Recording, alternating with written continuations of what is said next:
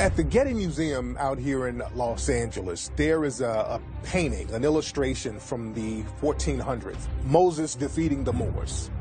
And in the illustration, you see African people who are the Moors in Europe ruling. They're in a castle and they're battling white Europeans.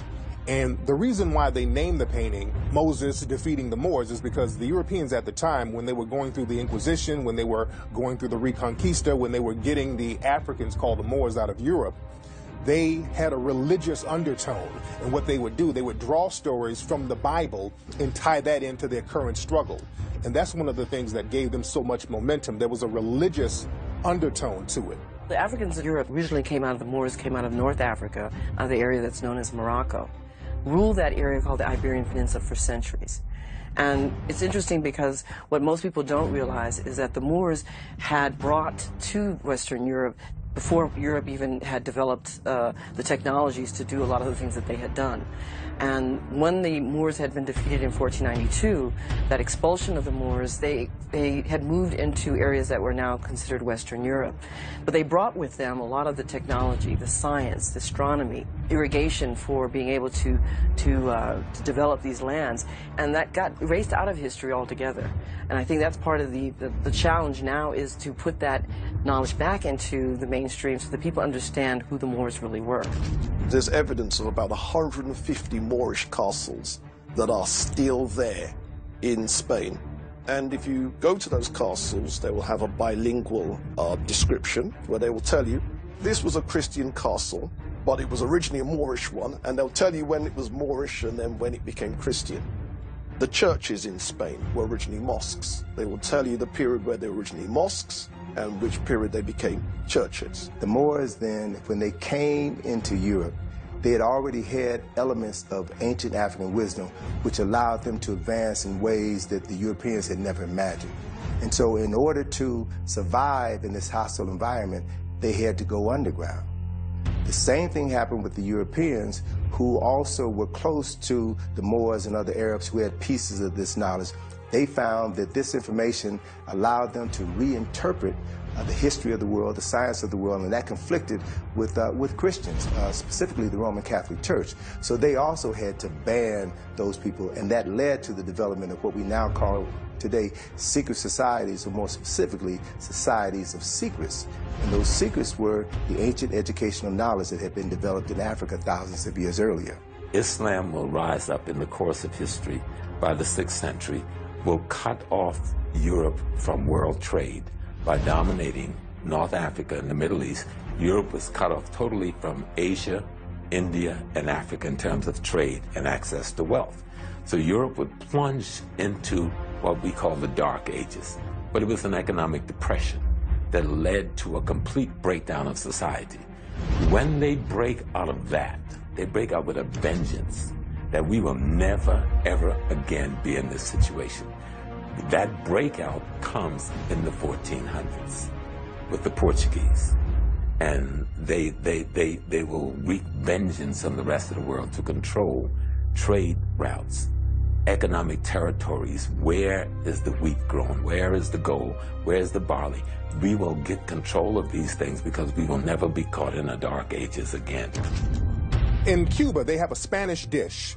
It's called Moros y Cristianos, which means Moors and Christians. And this dish consists of white rice, which is the white Christians, and black beans, which represents the black Moors. So this theme of a racial battle disguised as a religious battle, that's still in popular culture today. When you conquer a civilization, you're actually conquering their God. Because what do? You change the name of God once you change their religion, once you change their culture. So the name of God is based upon how you create God. In other words, my perception of God now rules. It's initially about greed, but it's about greed coming from a culture. European culture has always been a war culture. Going back as far as you can go back to the farthest Germanic tribe, to the Vikings, the culture has been based on dominance, destruction, and death. And if you can carry that out against another people, you were the victim. They did not have a religious concept where the value of human lives was significant in the way Africa and Asia put human life first and dominance second. The oldest human beings on this planet came from Africa. And as these Africans migrated out of Africa and traveled northward, they were trapped behind a wall of ice during the Permian Ice Age 40,000 years ago. And through the process of speciation, they lost their melanin, became so-called European or Caucasian.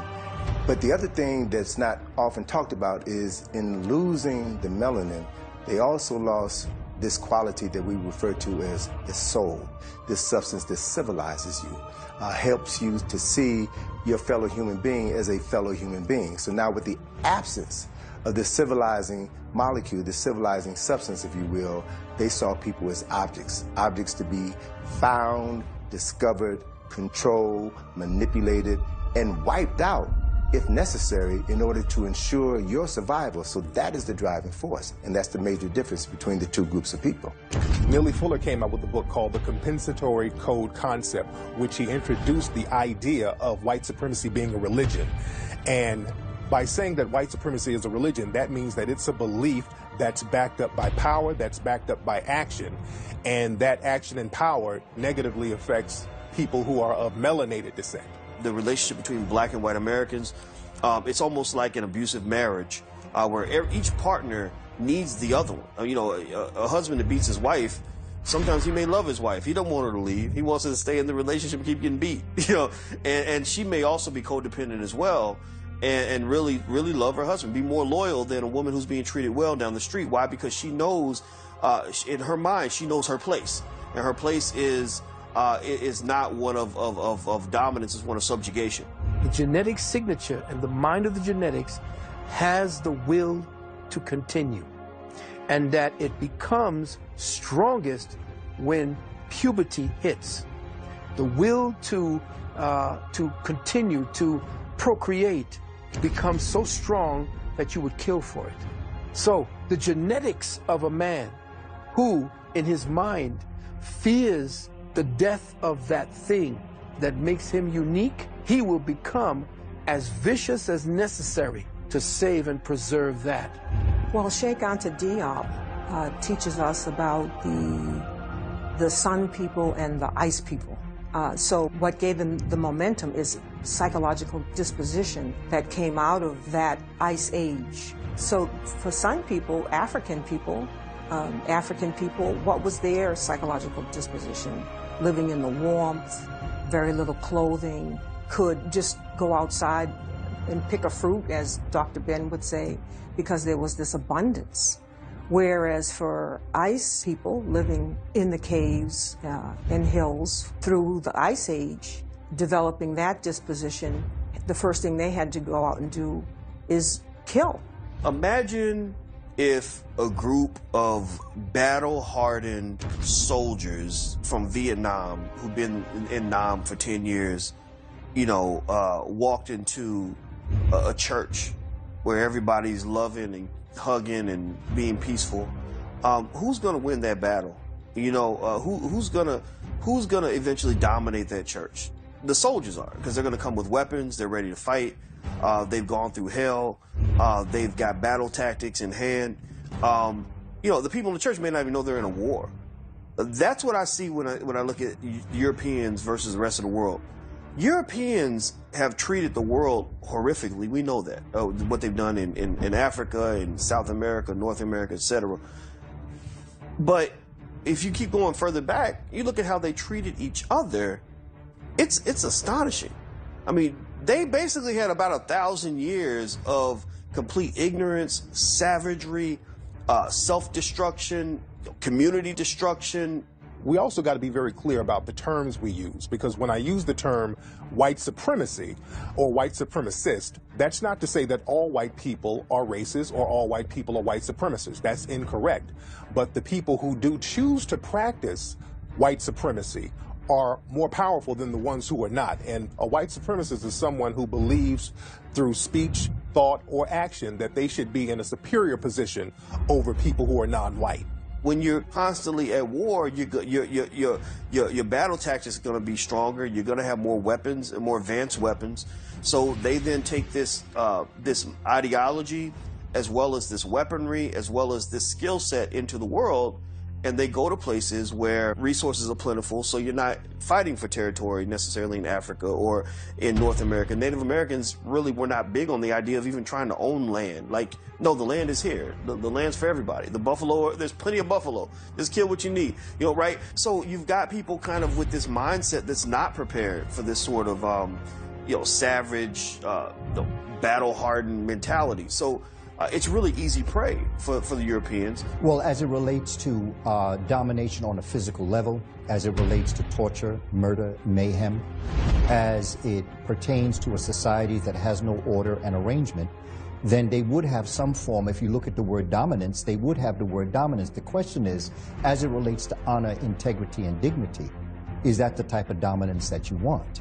If you want to create the type of society that inbred is about to implode on itself because of the nature of the conditions you've put on people, then you would have to use the word dominant, and I would use the word dominant. But if you're looking for the society that I believe is balanced within the forces of nature, then they are not dominant. In fact, they are inferior to the fact, because eventually nature is going to take back what they attempted to steal. You cannot cancel the future.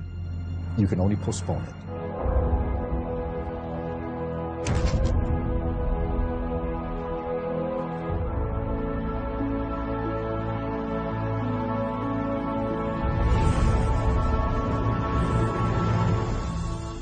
One thing that the white supremacists learn how to do is pretend to practice certain religions that other melanated people practiced all around the world, but their real religion is white supremacy when you peel the layers back. Because when you look at all of the religions, all of them are dominated by white supremacy now. So what's the real religion? The real religion is white supremacy. Through this religion of white supremacy, the closer you are in complexion to this ruling entity, then the higher you are up in the pyramid. And so when Europeans left Europe and came to America, they had an opportunity now to be higher up on that pyramid. And so once they got here, a poor man in Europe, a poor Irishman, Irishmen were looked upon by Europeans as the niggers of Europe. But they can come to America and they can amass power, wealth, and respectability. As a matter of fact, George Washington, Thomas Jefferson, and those guys, they wouldn't have made it in Europe, but they can come here and adapt that same mentality and then open the door for other poor Europeans to come here and benefit from whiteness. So the Rahowa is a term that means racial holy war. It was popularized by a white extremist named Ben Klassen. Now also Ben Klassen, he wrote a book called The White Man's Bible, where he goes into great detail about how to eliminate the so-called mud people, meaning black people. So these white supremacists, they have all types of doctrines and code words and books and paraphernalia and information out here on how to subjugate black people and non-white people around the planet. Christianity that is being reintroduced to Africa is worthless to Africa. The Islam that is being introduced to Africa and used still as a form of slavery in Eastern Africa is worthless to Africa. Africa created all of the world's religions, from agnostic to Zoroastrianism, came out of the mind of Africa. So the idea of the missionary, and this is the piece that we always have to look at, because when they first came to Africa, those of Eurasian descent, they did not come physically, they came spiritually. And when they came spiritually and they got the indigenous peoples to embrace their faith system, then came the teachers that then indoctrinated them from an educational perspective. And after they had your mind and after they had your spirit, the physicalness was only a mop-up operation. Throughout history, people who have been captured have always been allowed to convert to the religion of their captors. But black people have not been allowed to do that. Black people have been trying to do that for the last 500 years. Black people have been trying to convert to what they think is the religion of the oppressor, which is Christianity. But that's not the religion of the oppressor. The religion is white supremacy, because if it was Christianity, the churches that we see today would not be the most segregated places in the planet. Church is the most segregated place in the world. You have black churches and you have white churches. If you're a Christian, there should not be a black church and a white church. There should just be a church. So if we have white churches and black churches, the reason why we have a black church is because we have a white church, and we have a white church because we have white supremacy. So white supremacy must be the real religion. 1822, when Champollion deciphered hieroglyphics, it made it possible for the first time in about 1,300 years that people could now go into Kemet and read the writings, the Medu-Neter, on the temples and on the papyri. And once they began to read that writing, they began to understand that everything that they had been teaching Christianity is a lie and based on African concepts that had been created thousands of years earlier. In the Bible, they have a Genesis story. And the Genesis story said in the beginning, God was the Word, and the Word was God, and God created the water and the land and the darkness and the light and the human, and etc. Well, that story almost paralleled the story in the coffin text and the Book of the Coming Forth by Day, which we call the Book of the Dead. They also have a Genesis story, almost word for word, like the Christian Genesis story. So actually, when you look at Christianity, it is a warmed-over version of Kemetic theocracy. One example is a book called the Book of Amenemope, which is an instruction text written by the ancient Egyptians. And that instruction text was copied word for word as Proverbs 22 and 23. 14 words, that's a doctrine and that's a slogan by white extremists all around the world. That means we must secure the existence of our race and a future for white children. And this is a slogan that they use, and it's a code that they use. So whenever you see white extremist groups who have the number 14 tattooed on their arm or anywhere on their bodies, that's what they're referencing. They're referencing this code 14 along with the number 88. The 88, that's a number that represents the letter H, because H is the 8th letter of the alphabet, and the H means Hail Hitler. So these are little code words that the white supremacists send to each other. The Bible itself, when you look at the word, comes from the word Byblos. And Byblos was the capital of what we call Phoenicia, which today is Lebanon. And when the Greeks went to rewrite the books of their teachers, the African peoples of Kemet, they went to Byblos to get their paper, to write and rewrite the books. And when they did that, the name of the book became the place where they got their paper to buy the book. Religion comes at the end of a sword or at the end of swords, where everybody's been decimated and brutally annihilated. You know, and after that type of brutality, you'll accept anything. And your conqueror can tell you your gods don't exist, because look at you, you're dead and in the street. Once that Catholic Church breaks away, the church moves into the dominance when we see Constantine arise as an arm of a military government. So the Catholic Church then becomes the rationale, the theological rationale for imperialism and dominance. If you look at a cathedral, a Catholic cathedral, if you're looking at it properly, you know you're looking at a fortress. They have towers at the end, and at the top they have this bell to warn the sentries, this warning when attack is coming. It is nothing but a fort. But to us, a Catholic cathedral is a church. But it is a military fort. That's why they have the tower up there for the sentry to ring it when they're coming for the attack. That's why they ring the bell. One tool of the white supremacists is to use what I call the 3 M's. The first M is the missionaries. The missionaries go in there first, and they con people. They go in there and act like they're part of some type of religious organization, and they appeal to the spirituality of melanoid people. And the second thing they do is bring in the merchant class. After the missionaries come in, they say, we need to bring in our products, we need to bring in our people to sell things and to use some of the resources here. And then the third thing they bring in are the military. They bring the military in to then subjugate and take over the land and decimate the people for centuries to come. If you have anything, it has to be bipolar. If you have a church, you better have a military. If you have a store, you better have a military. You can call it security if you want. Everything comes with the male principle. And we have a church, but no military. See, when you build that church, you gotta have a military. You should build a military and a church at the same time. It has to be bipolar. Religion's always the tool that's used. It's being used right now. You know, that's one of the main strategies used to conquer a people, is to destroy their religion, make them question their own spirituality, destroy the cultural artifacts that go along with it.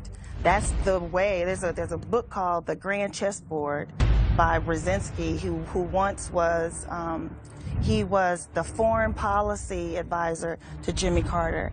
And what he told him was, if you want to take over a people, you destroy their culture and you destroy their religion and you destroy the artifacts that they create. As the world expands, meaning our involvement in the rest of the world by Europe, sees that the world of color makes up 3/4 of the planet. So you need some troops.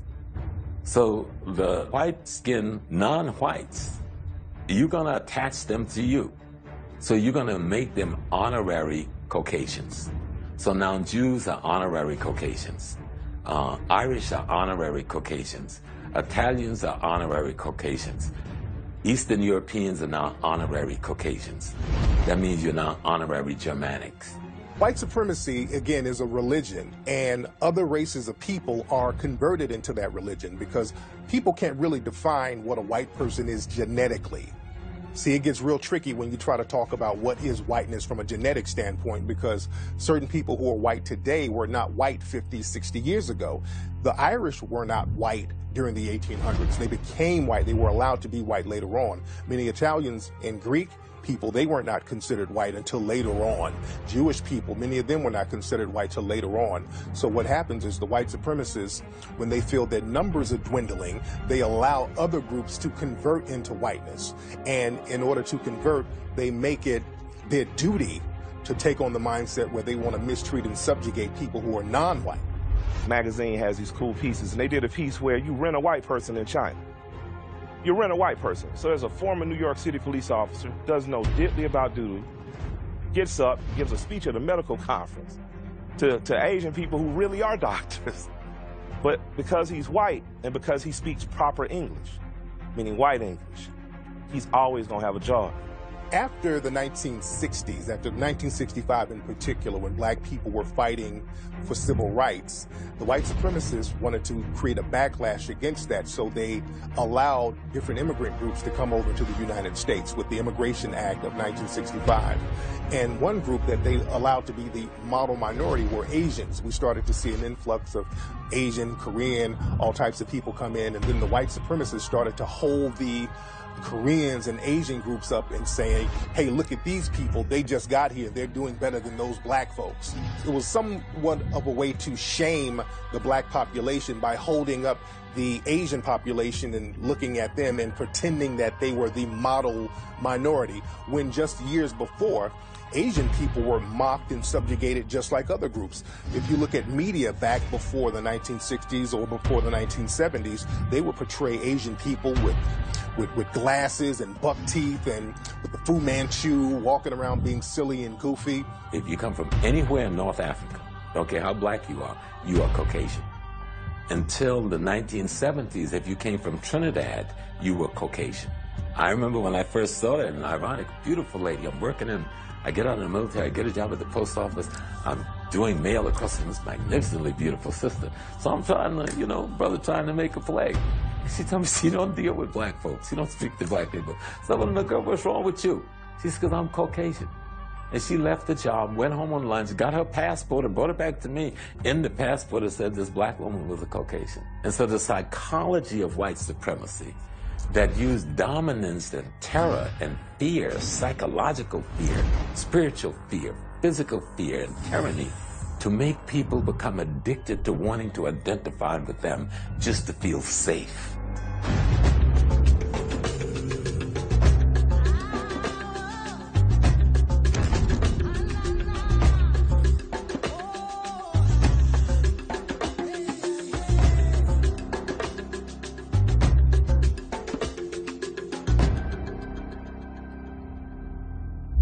One way the white supremacists have been able to dominate and subjugate melanated people around the planet is by controlling the education, by controlling the knowledge, and controlling the knowledge of history.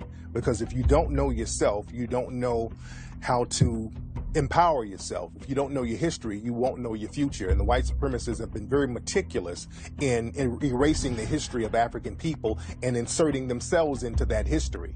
The Greeks were the last race of people that the Egyptians passed the arcane knowledge on to. That's where Greek to me came from. They were the last ones that the Egyptians gave that to. It took 3 generations of Greeks under Egyptian rulership that they could finally find one that they could teach.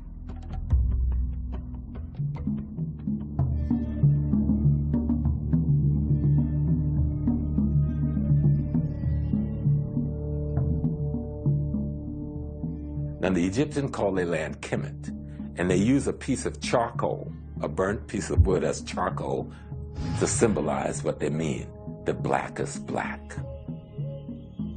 And all of their carvings of themselves, they paint their skins dark brown or black.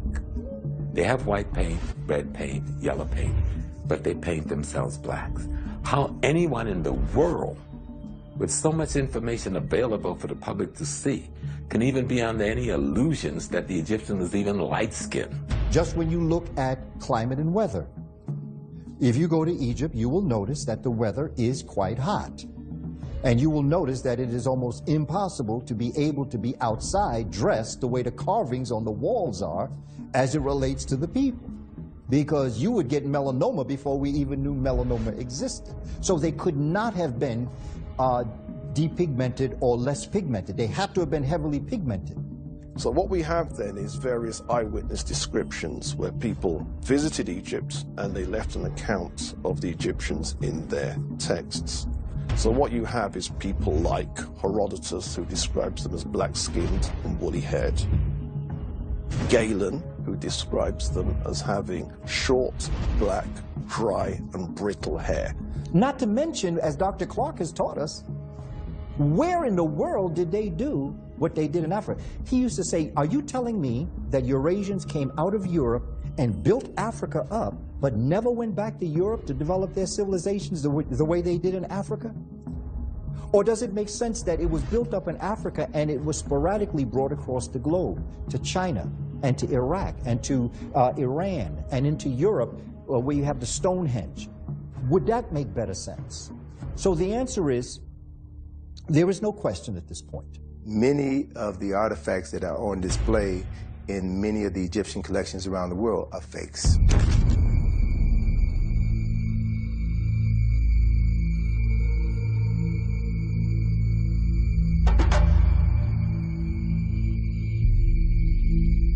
The Nefertiti statue is of doubtful authenticity. That's a posh way of saying it's almost certainly a fake. A number of scholars have come out quite recently. Henri Sterling in Switzerland, he's come out and said, listen, this is a 100-year forgery. If there is hundreds of paintings of Nefertiti and all of them are black, all of the statues in the Cairo Museum of Nefertiti is black, only this one little white statue in Germany is white. Something's wrong with that picture. Marx was instructed to use the face of Ludwig's wife, Emily Brochard. So the face that supposedly was the most beautiful face of ancient history is actually the features of Ludwig Brochard's wife, Emily Brochard. So now, that's not even the half of it. Beautiful statue, came out of the ground. No, it didn't come out of the ground. What happened was, Brochard, was forced to bring it forward after 11 years. So what did he do? He took the head that Marx made, went back to the Tel Al-Amar site, covered it up with dirt, and came out and had a photo op as if that's how he found it. One common lie and misconception that many white supremacists like to promote is that the African people didn't invent the wheel. That African people were just primitive, living in West Africa, waiting on the white supremacists to come save them. But in Africa, especially in the area that we now know as southern Libya, right in the Saharan desert, there were rock paintings of black Africans on chariots, and you can see the wheel, and these paintings go back 7,000 years. In 951 AD, there was a scholar called Ibn Hawqal, and he wrote a book. And in his book, he describes two things. The first is visiting a fringe city of ancient Ghana called Aldegast. And he witnessed a merchant writing another merchant a check for 42,000 golden dinars. Now that should blow people's heads clean off. West Africa had checks 951 AD. The second thing he describes is that the Emperor of Ghana was the richest king on the face of the earth. There is a city known as Eredo, E-R-E-D-O, that's located in Nigeria, that the brilliant scholar Robin Walker is coming out with information dealing with the idea that this, in Nigeria, is a city that is 400 square miles in elliptical shape, and the ramparts or the gates are 70 feet high, or what might be considered to be maybe a 7-story building. That's how big it is. And that was done somewhere in the 800s to 1000 AD. At the same time, 400 years later, in the 1400s and the 1500s, where folk are saying these people are primitive, this city exists in Nigeria. Once Britain burned the palace and they colonized the region and then renamed it Nigeria, it wasn't called that before, they did not permit the Oba, that's the emperor of Benin, to rebuild the palace. So consequently, what's there now is the tiny fraction that escaped being burned down. We look at cities that were larger than cities in Europe at that time.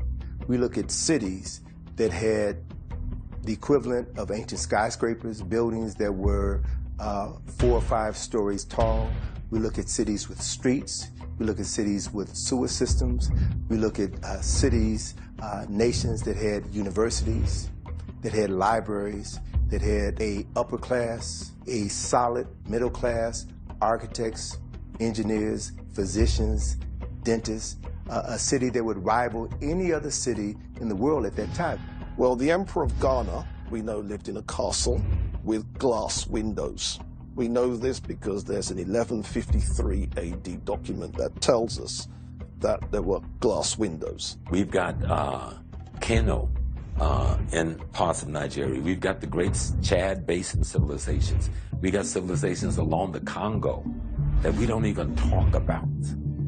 And what's ironic, in the 1700s, and you can actually go online and find some of them, the Europeans who go to the Congo come back home and draw pictures, which is in their museums, of these magnificent metropolises, these cities with streets laid out in grids and paved.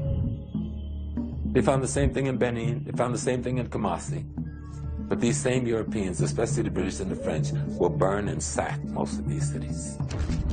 A Polish scholar called Z.R. Dmytrowski did a survey of Nigerian ancient monuments and wrote a 3-volume architectural book called An Introduction to Traditional Nigerian Architecture, Volume 1, Volume 2, Volume 3.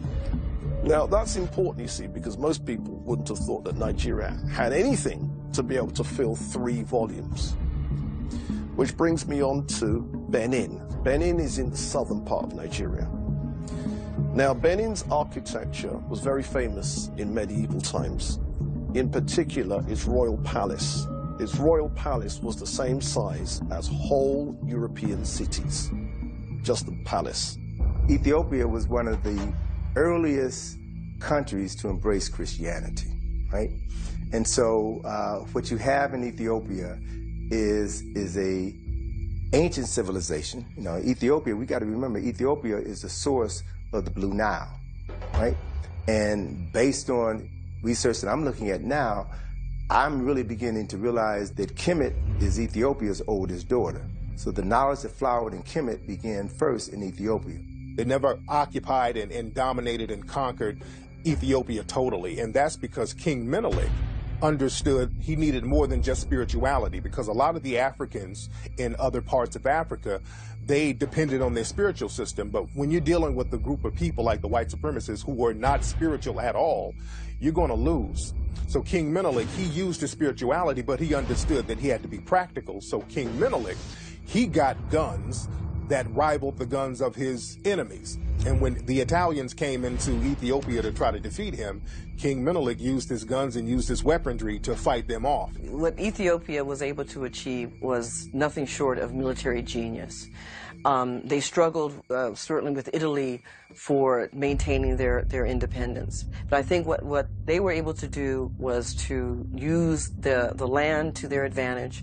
They were able to strategize, and they really outthought the enemy. And they were underestimated, let's face it. I think they were their military power was underestimated. And so when you had all of this in the psyche of a people, this notion of empire and kingdoms and defending ourselves against the Greek army, the Roman army, the Turkish army, the Persian armies, what's some little rinky-dink Italians?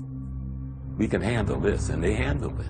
And when King Menelik in Ethiopia defeated the Italians, what's interesting, the Western media started to portray King Menelik as a white man. So this man was clearly a black African brother. There was pictures of him in the whole nine, but the Western media started to show cartoons and images of him as being white because they didn't want to let the world see that the European had been defeated by this African man.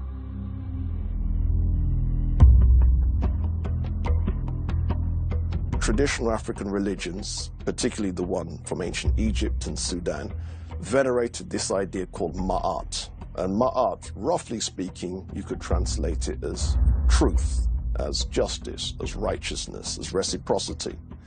The problem is when you're being attacked by people who don't believe any of that, and you are trying to do the Ma'atic thing, they will beat you, unfortunately. And this is one of those harsh lessons that the black community is still to learn.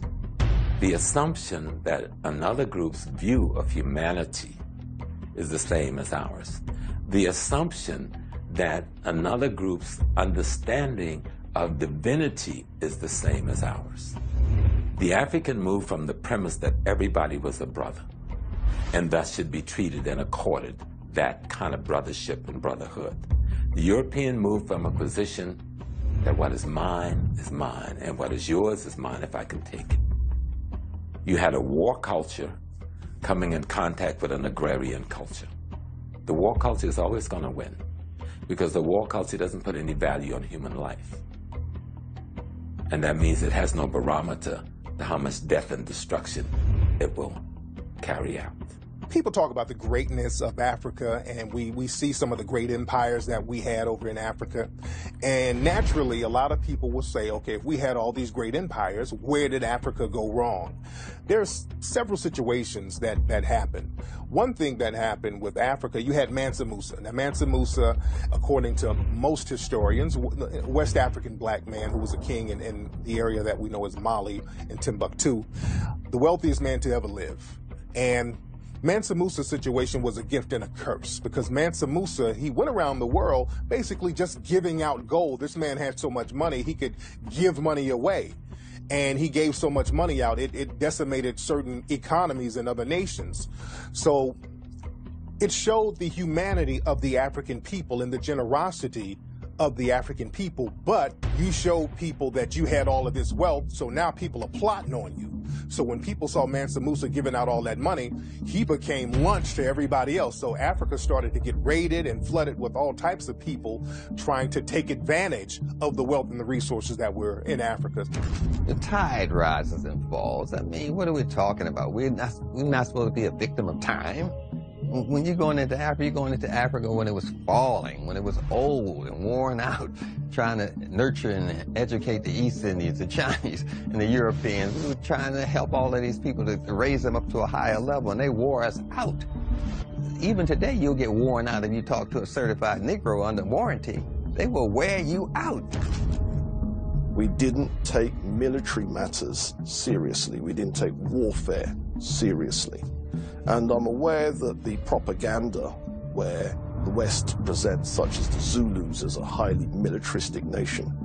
Unfortunately, we needed a lot more Zulus and a lot more people on that militaristic thing because historically that's where we were weak. I don't know why Nubia fell, besides all nations fall. Rome fell, Greece fell, the current empires you're in are going to fall and new superpowers are going to come. So yeah, we failed. Kings died. Other people mishandled money. The same thing that happened with your grandmama inheritance after she died. The same thing. Some of your cousins went and wilded out with it. The other of your cousins took it and created their own little things. Same thing happened, but the question is, how do we create in Israel? How do we create in India? How do we create a Germany? How do we create something for us? Because we need something. You know, Dr. John Henry Clark was like, we're yelling that we want a nation, and it's nation time, and we don't even know how to build a train. The Japanese bought one train, reverse engineered that train, now they're selling trains. Any nation fails is you don't want it to fall again. So ultimately, if I wanted to find out why any black nation failed, I would go to the most recent one, because the most recent one works by our recent standards of governing and governance, and that would be Haiti. Why did Haiti fail? Haiti was sabotaged by France. Haiti was looted, and she was sanctioned globally. Haiti offered any blacks anywhere in the hemisphere, from the Dominican Republic, the United States, if you can escape from slavery and get here, you're a free man, and we protect the integrity of your freedoms. That is what the anger against Haiti was about. Haiti was the first free republic that offered freedom to any enslaved people, black or white, from anywhere. If you make it to these lands, our army will protect your integrity. For 444 years of the European enslavement of African people, you had the best and the brightest of African people steadily taken out. And then after that genocide, after that Holocaust, Europeans decided that they were going to go in now after the Berlin Conference and control the land for another 88 years. So Africa has only been free for less than 50 years, but is still suffering from the ravages of 444 years of slavery, 88 years of colonization. You don't recover from that automatically unless there are plans in place to aid your recovery. After Europe was destroyed during World War I and World War II, you had the Marshall Plan and other plans that were implemented by the United States in order to rebuild Europe. Look at photographs of London, photographs of Paris after the war, after the bombing, and then see what American aid did 20 years later to rebuild those cities. So we think that Europe has always looked like that. No, Europe has had more wars than Africa has had, but they've had access to resources to rebuild. Africa hasn't had the ability to rebuild. There was no revolution there. There was no independence granted. All they were done was to make a few Negroes wealthy, and then y'all managed the apartheid poverty for us. But we'll keep all of our banks, we'll keep all of our mines, we'll keep all of our industry. We're not sharing nothing with you. We'll keep the best 80% of the farmland, and you can't even come into our little towns. There are towns in South Africa we don't know the names of. That's the most prosperous, most beautiful places in the world.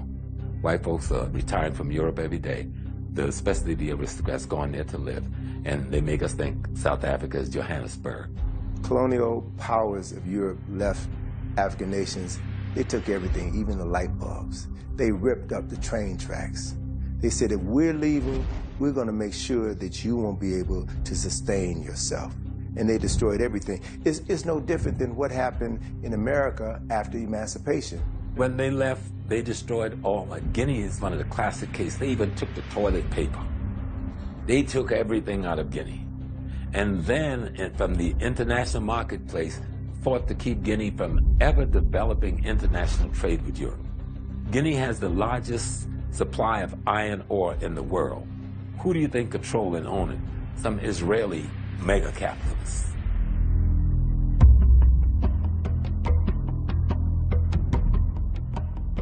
You know, your 0, 1, 2, 3, 4, 5, 6, and so on.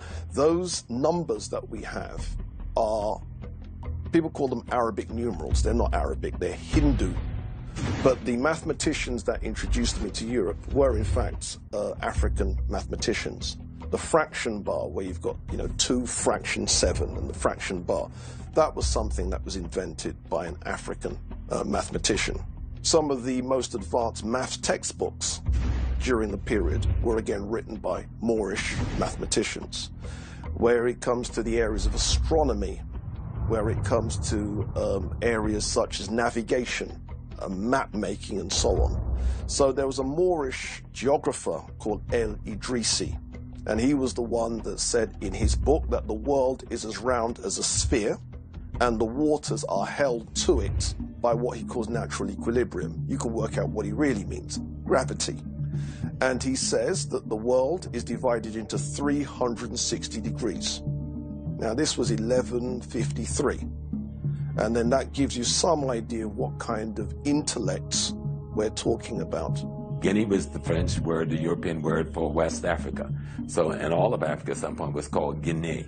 And so when they get in the Pacific, they see all these black folks, so they say, okay, this is the New Guinea. That's why it's called New Guinea. You got New Caledonia, you got Vanuatu, you had Australia. These are all African populations. Easter Island is off of the coast of South America, going into the Pacifics.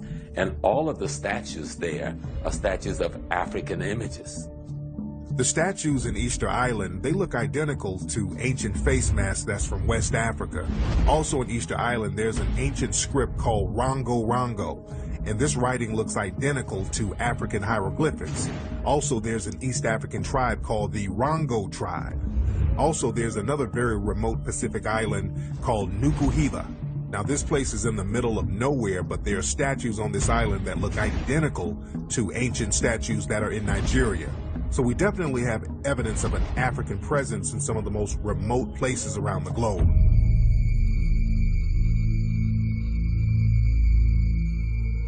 You know, the Mammy Monument came on the heels of the creation of the Lincoln Memorial. Lincoln Memorial was built in 1922, right? So it was a memorial in honor of the 16th president, the first president of the United States to be assassinated. Abraham Lincoln, the man who brought on the Civil War, the man who was responsible for ending slavery, and he was assassinated for that. So a decision was made to build this memorial to honor Abraham Lincoln. And as a result, the backlash from Southern politicians was to now find a way to undo all of the celebration regarding making Abraham Lincoln a hero. And that idea was to create a Mammy Monument to honor those blacks who submitted to slavery in order to present a counterpoint to Abraham Lincoln. What stopped that whole Mammy movement, because they weren't just talking about putting the statue up in Washington, they were trying to put the statues up all across the South in every major capital in the South. They wanted one of these types of statue, and with this rationale. But it was the black newspaper and the black community that rose up, and the NAACP that then got with the liberals in government to crush that movement, because they were serious about doing this.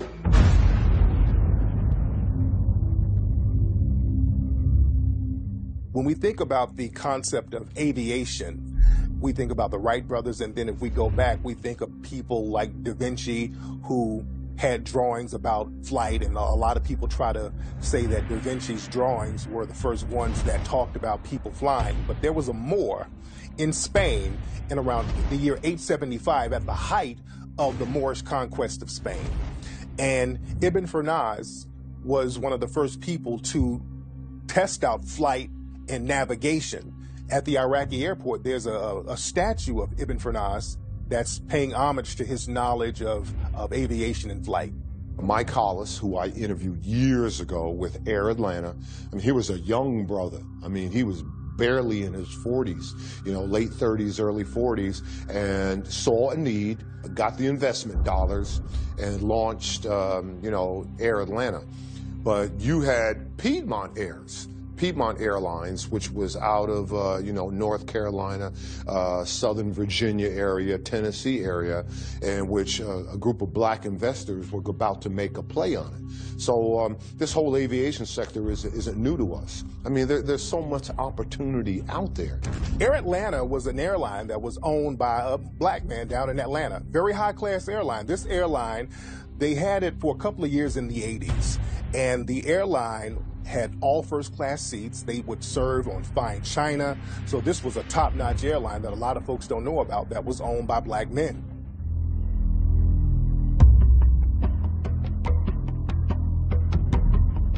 Rene Lacoste is the designer of the Lacoste shirts that we see now today. That's still a very high-end clothing line that we see in high-end stores all around the world.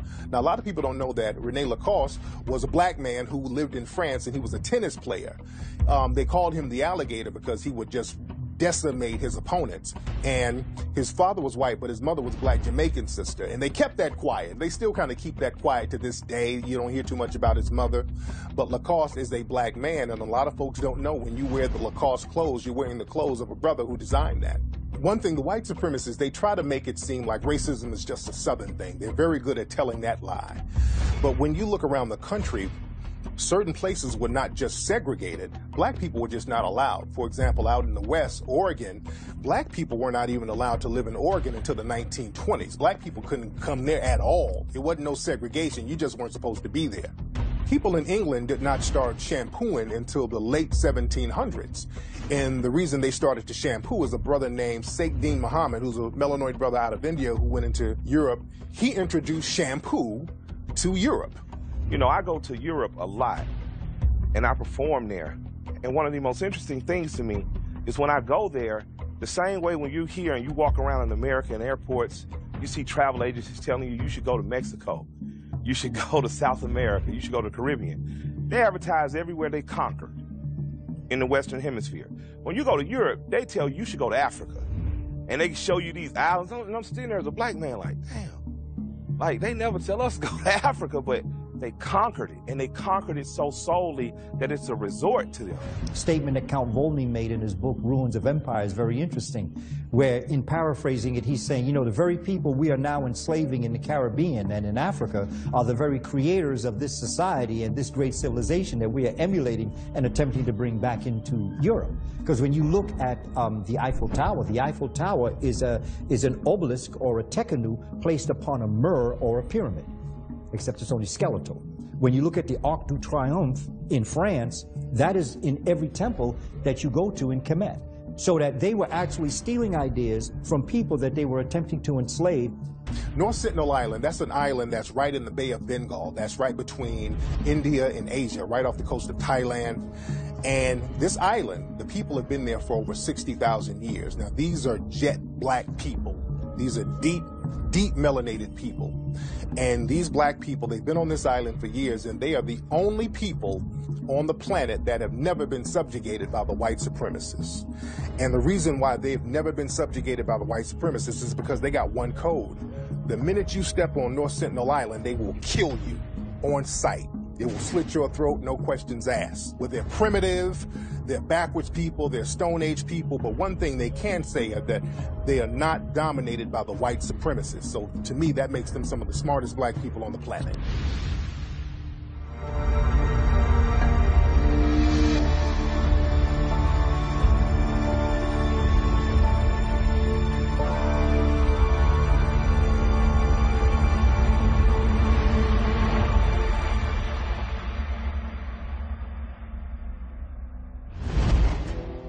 One part of the religion of white supremacy is to sacrifice certain people and sacrifice their lives for the sake of your religion, to show your dominance in your religion. And this is what the white supremacists, they do with melanoid people all around the world.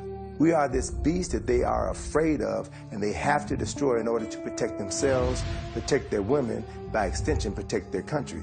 So the more white folk in America become a minority, the more afraid they're going to be, the more reactionary they're going to be, and the more they're going to see a need to circle the cultural wagons and take us out. This is their last stance. And to be perfectly honest with you, if you really understand the essence of white supremacy, they have to do that. In their minds, they have to do that, because to submit is to die. So they are like a caged animal or an animal that's been trapped in a corner. They're going to do everything within their power to survive. And if we understand that and understand this is the mentality that we're dealing with, then our reaction has to be a different reaction.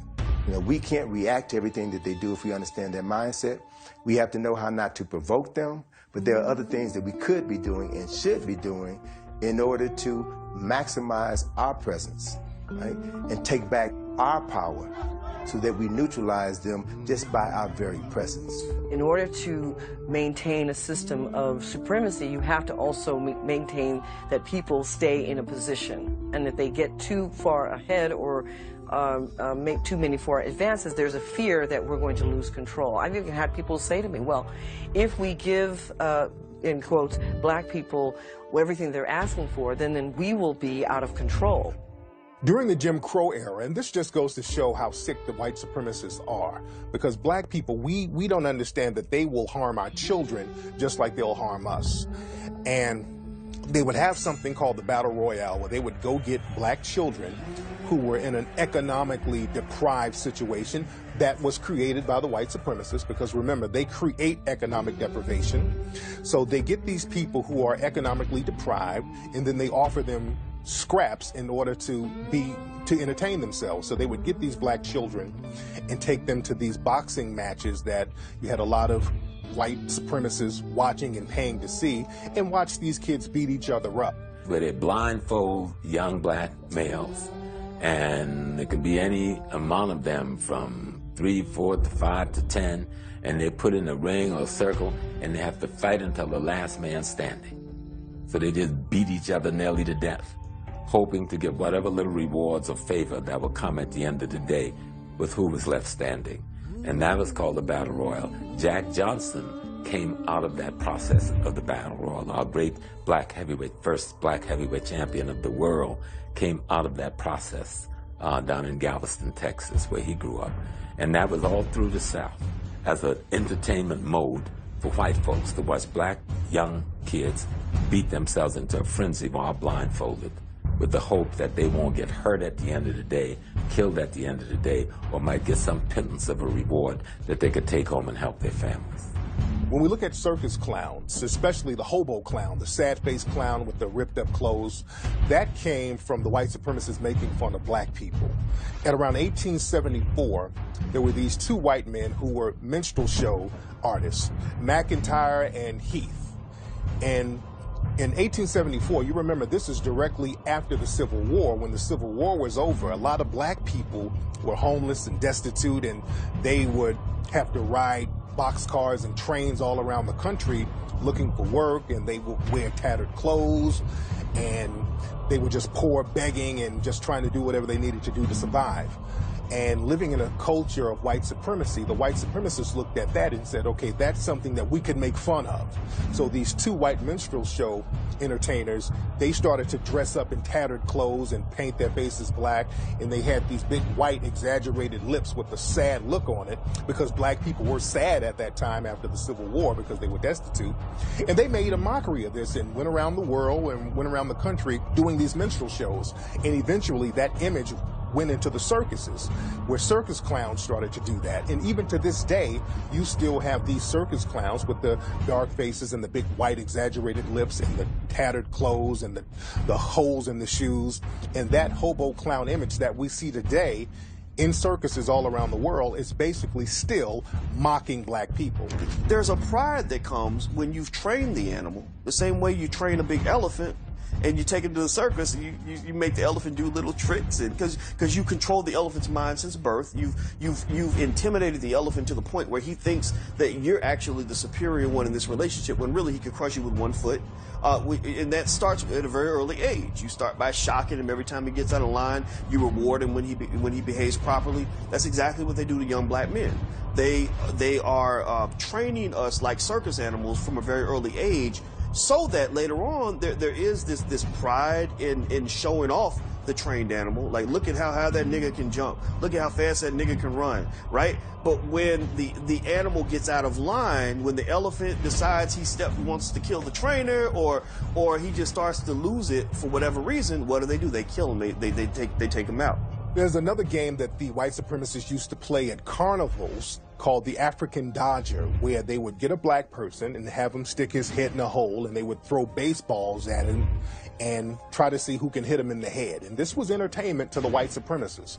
Anything that will harm black people has always been entertainment to the white supremacists. This is why lynching was entertainment to the white supremacists. Even to this day, seeing black children get murdered in the streets by the white supremacists with impunity, that's entertainment. This is why these people who do it, they get paid, they get big donation money to harm black people.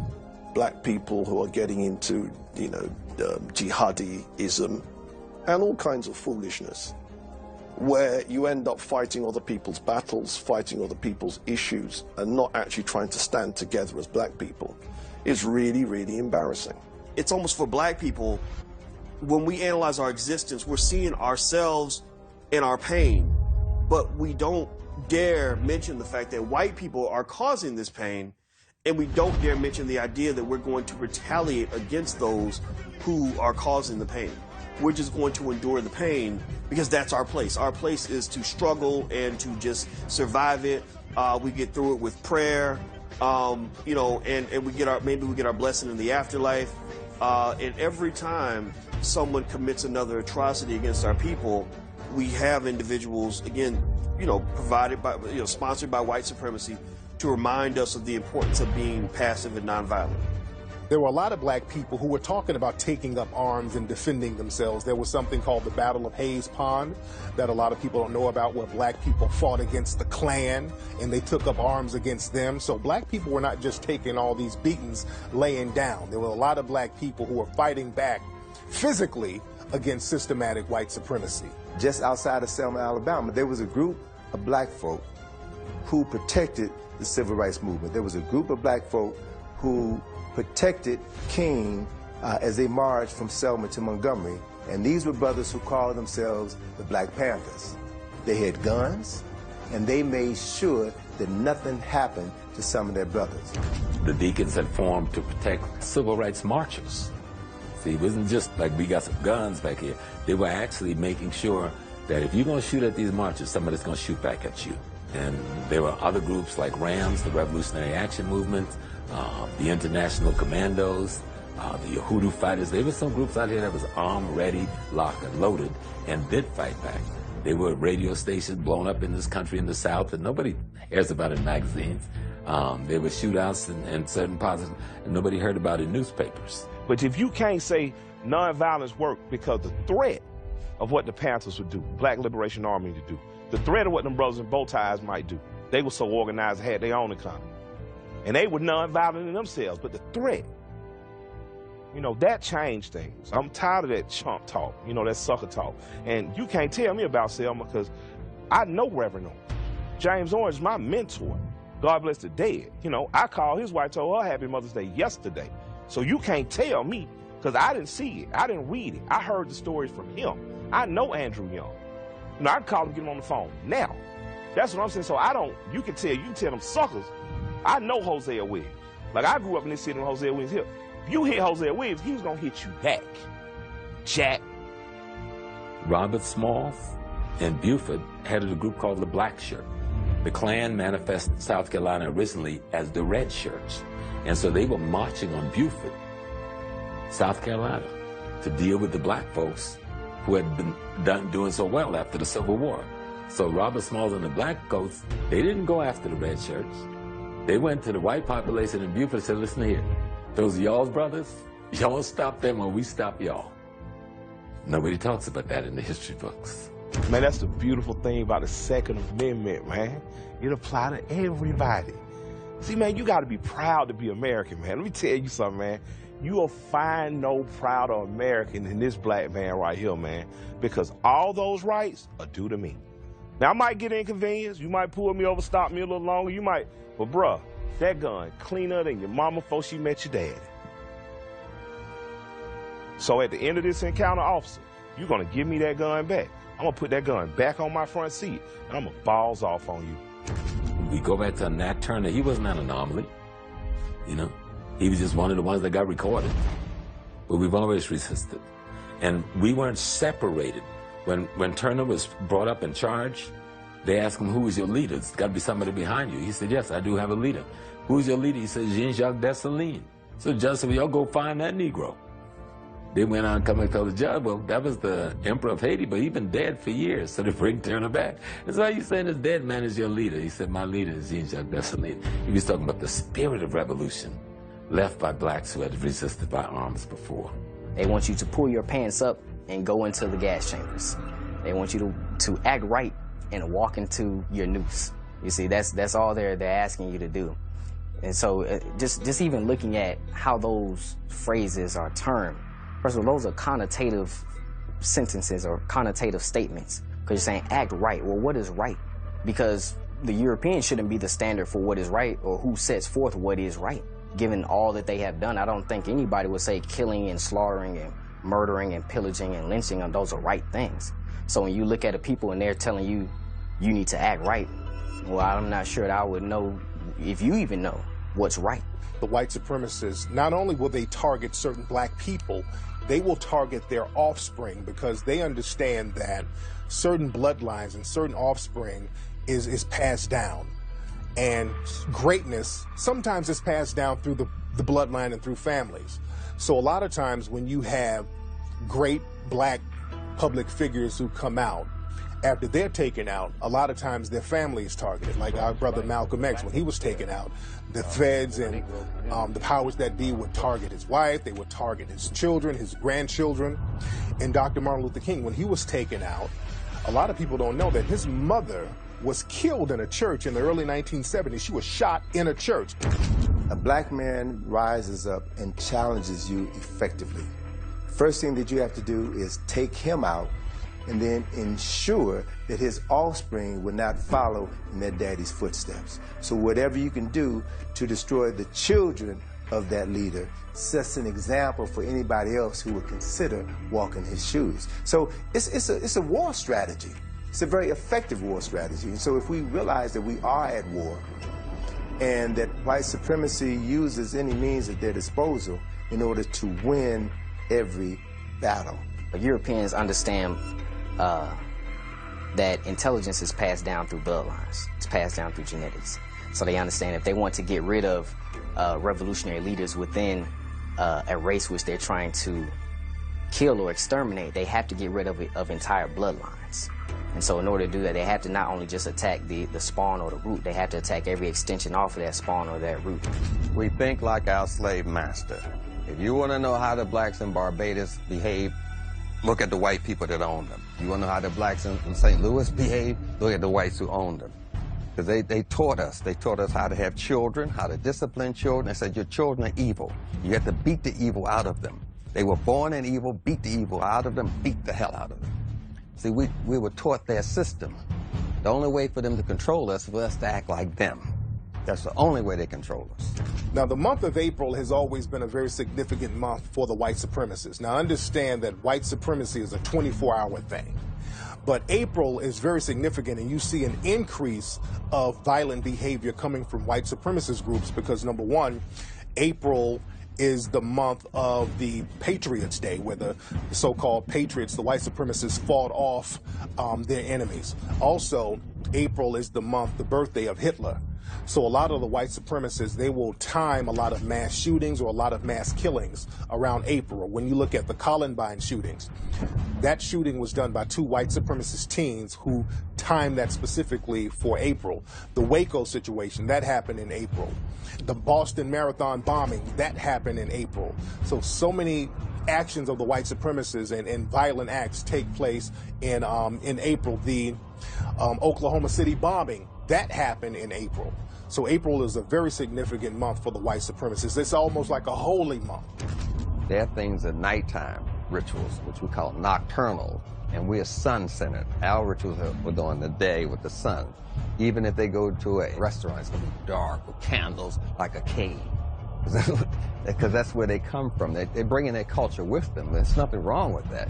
But when you inflict it on someone else, then there's something wrong. But I'm saying, even today you can go to the country, you see that the name of a bar is called Caverns, Cave. It's not a big thing with the Europeans. So what happened is that they perfected their culture, and we perfected ours of being sharing with other people There's no overtaking, nothing in history that we decimated, annihilated a race like the Caribbeans did. There's no history books about that amongst African people. None. But you go into Europeans, you just follow the trail of blood. And you follow the history.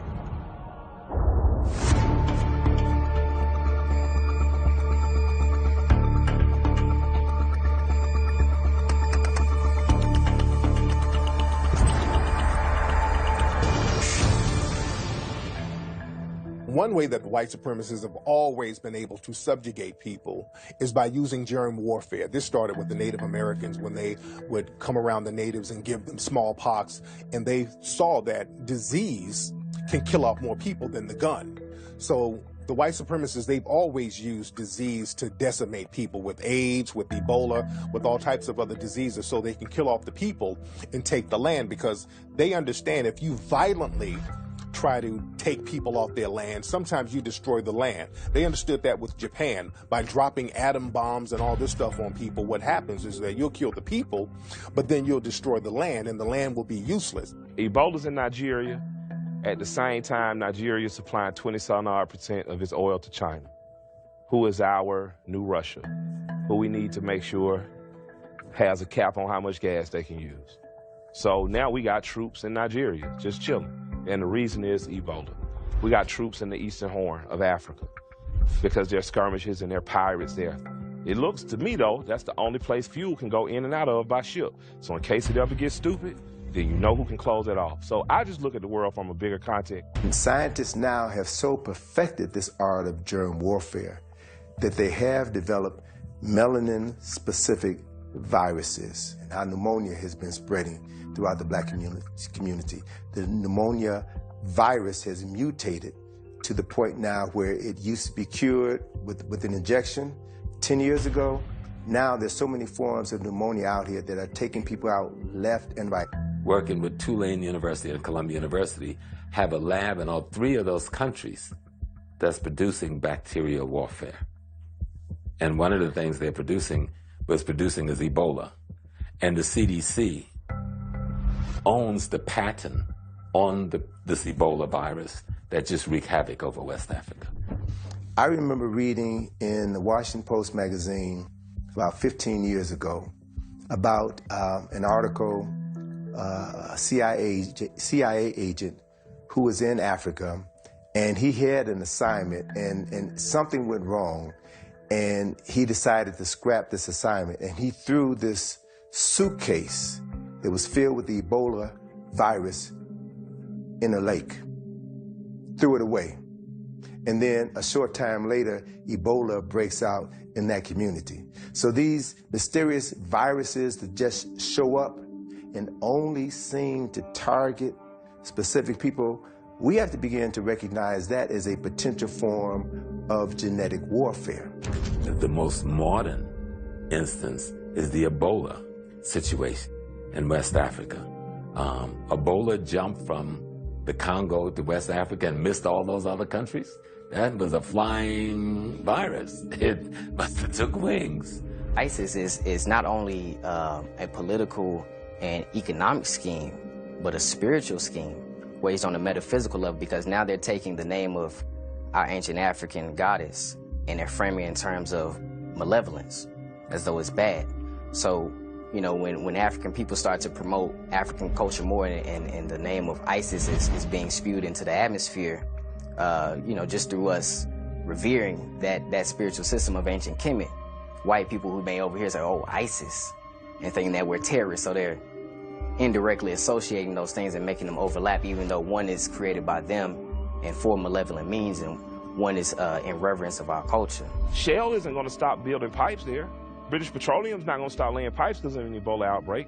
So the question becomes to me, like, is there for real? Are we knocking people off? And people, then they say you're a conspiracy theorist, but my great-grandfather's father was a part of the Tuskegee experiment. So yeah, I believe in conspiracy theories because it has affected my life. So you got to start asking yourself, if a disease just pops up out of nowhere again and again, and the people are dying, but yet their land is needed for oil, what's, you know, one of many things could be happening. What I do know is I don't buy what they tell me on TV. They used the syphilis on us. And people think, oh, they just took a couple people and gave them syphilis. No. What they did, they infected men with syphilis, and then they let them go without treatment, without even knowing they have syphilis, to spread it to their wives and their girlfriends, and thus throughout the black community for decades, while they studied the effects of syphilis on the human body by guinea pigging these Africans. That was just one instance right here in the United States. The medicines that Africans have been using for hundreds of years are known to the Western world.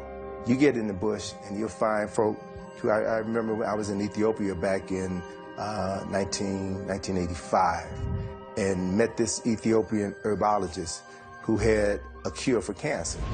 And he showed us his patients. He showed us before and after pictures of him curing cancer cells on people's bodies by using specific herbs. And he talked about the differences between using certain herbs that are designed to kill certain diseases and certain viruses, as opposed to pharmaceutically produced chemicals that will kill certain viruses, but they have side effects. So you take other medications for the side effects, but these specific herbs are targeted only to focus on certain cancers or certain diseases and take them out without affecting other parts of the body. Those herbologists, those scientists, those chemists still exist in Africa today. People living about 150, 200 easy, 200 years old. The health was superior. You wouldn't go to Africa and get somebody with arthritis, rheumatism, diabetes to pick your damn cotton. I mean, that's absurd. You wouldn't get some healthy people because you're trying to make some money. So you went there for that. White supremacists, they would take the skin of African slaves and actually make shoes out of them. This is something that they don't like to talk about. Even today, there's a company over in Europe that makes shoes and leather products based on human skin. Right now, to this day, they make leather products based on human skin. Our communities are ridden with products that have GMOs. More likely to find products with GMOs in our supermarkets in our neighborhoods than you will in other neighborhoods. And why are GMOs critical? Because it's been shown not only are they cancerous, but they destroy nervous system tissues, they destroy brain tissue, and so they impede our cognitive development. So we have to begin to be more concerned about nutrition. You have power when you can control your eating capacity. When you got to depend on Piggly Wiggly or Stop and Shop or any of the other supermarkets for your food, I don't care how many millions you have, if you can't grow your own food, you don't have power. Power is the ability to eat. So even if you got that little garden in your backyard or on your windowsill in a project and you're growing your own food, you have power. Because if all those stores shut down, you can continue to eat, and in continuing to eat, you can continue to live.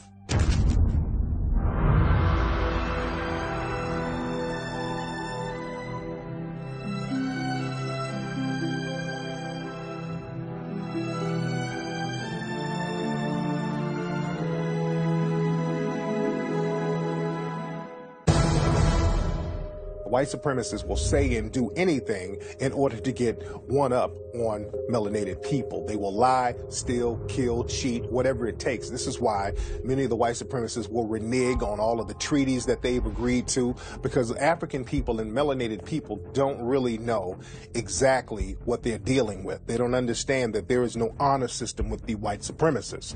So we have to go back into their history like they go into our history.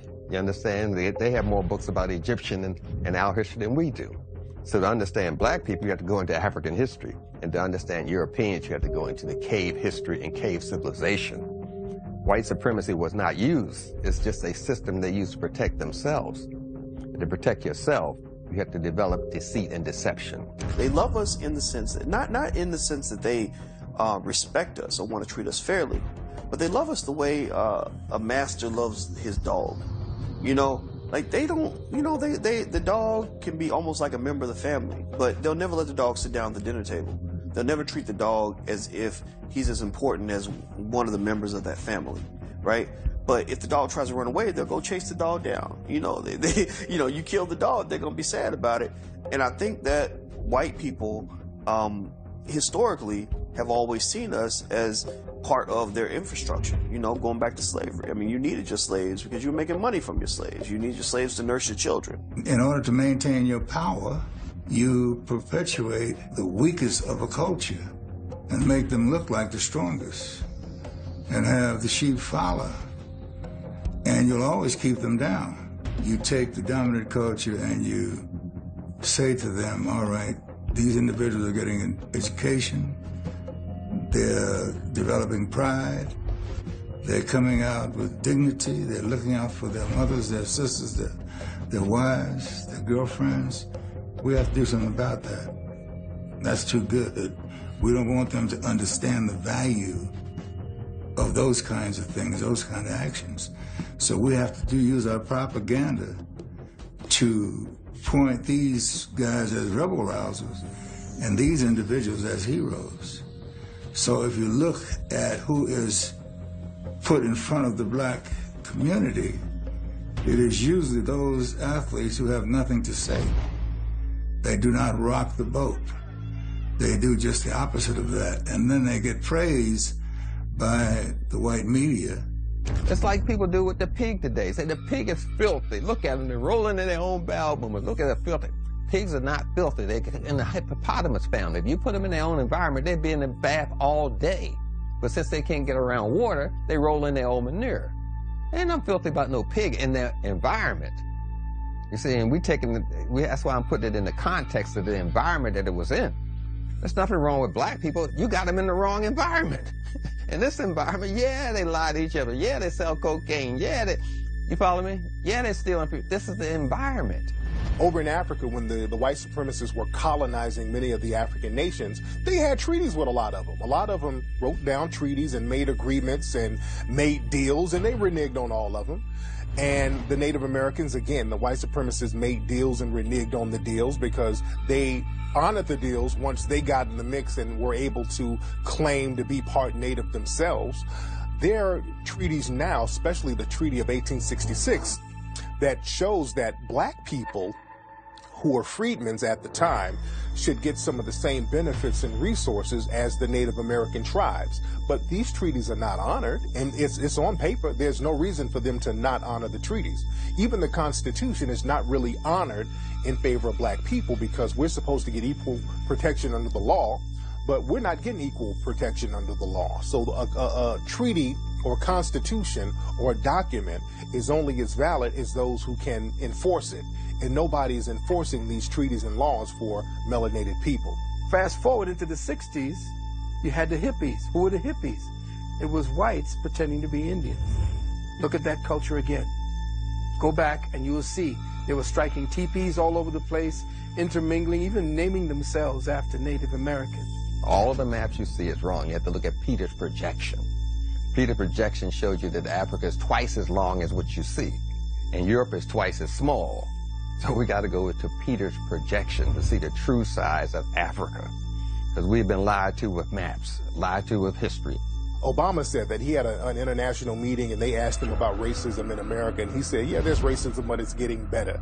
There's no such thing as better racism. There's no such thing as progressive racism.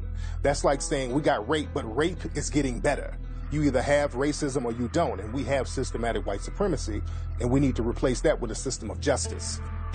White abolitionists, how you feel about John Brown? That's my bar. That's my bar. So if a Quaker wanted me free, okay, that was cool. I'd buy Quaker oats, but he wasn't willing to put that pistol in his hand and his rifle on his shoulder and knock her head off of me. Now, if you're willing to do that, I'm down with you. And that's what John Brown was willing to do. So what I'm going to tell you is study the white abolitionists. Study the ones who was willing to pick up arms and kill with it. Whenever you talk about racism, a lot of the white supremacists will try to pull the Jedi mind trick and start talking about slavery, antebellum slavery, talking about, well, slavery is years ago and there's no more slavery. White supremacy is slavery. Being subjugated is slavery. So we live in slavery now. The prison industrial complex is slavery, where they can criminalize you and make you work against your will. That's slavery. You know, my situation, when I was walking on the flag, and then you fast forward about a month later and you had this Dylan Roof case coming about. Not only was he walking on the flag, but burning the flag, but then he went even farther and killed 9 people. You see, you saw right then and there the white psychology and their alignment with white people regardless of what they do.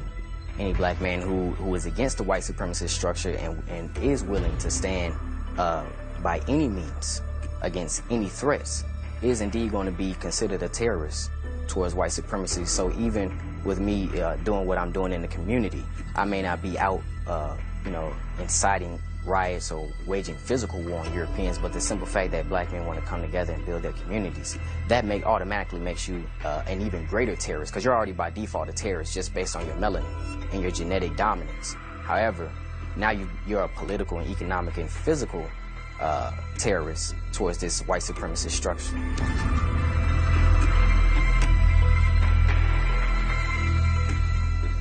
So Spingarn worked in concert with the United States government in order to give them the list of African Americans who were part of this organization who the government believed was subversive. So on one hand, you've got people like Spingarn who are funding this organization and using it as a front to identify the thinkers within the black community so that they could be effectively neutralized one way or the other. But for them still to give the Spingarn Award to black people when Spingarn himself was turning over the membership list to Army intelligence. That's deep right there. And that's white. That means you're addicted to white supremacy right there. They exist, and they've been in the NAACP, and they've been in the National Urban League, and they were in SNCC, they were in the Black Panthers, they were in the Nation of Islam, and they were in Dr. Martin Luther King's movement. They were there. And they will be in every other movement. The question becomes, at what point does the masses of our people become so strong that their presence amongst us does not matter? And that's when you're going to make a change. Because Malcolm was real clear.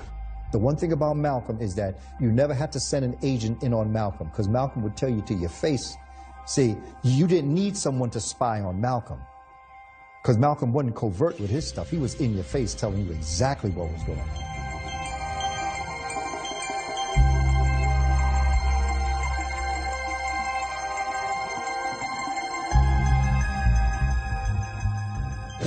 This has nothing to do with selling your soul. I mean, if you look at it that way, okay. Yeah, but depends on how you look at it. Sure. You insult my intelligence when they, not only they insult me, period, but they think I would tell them anything.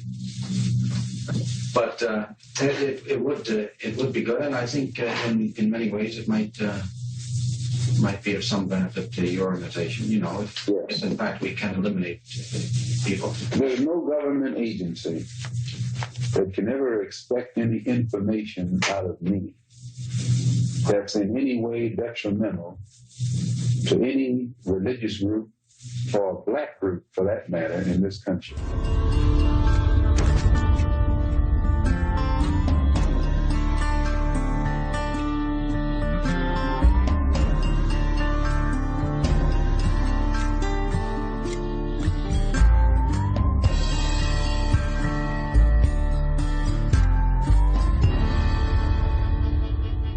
So there's always been some type of backlash for any illusion of progress for black people, because the white supremacists, they judge their well-being on how bad black people are doing.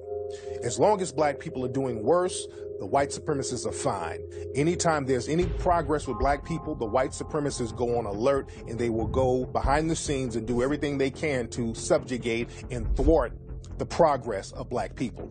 I just learned recently of a think tank in Washington, D.C.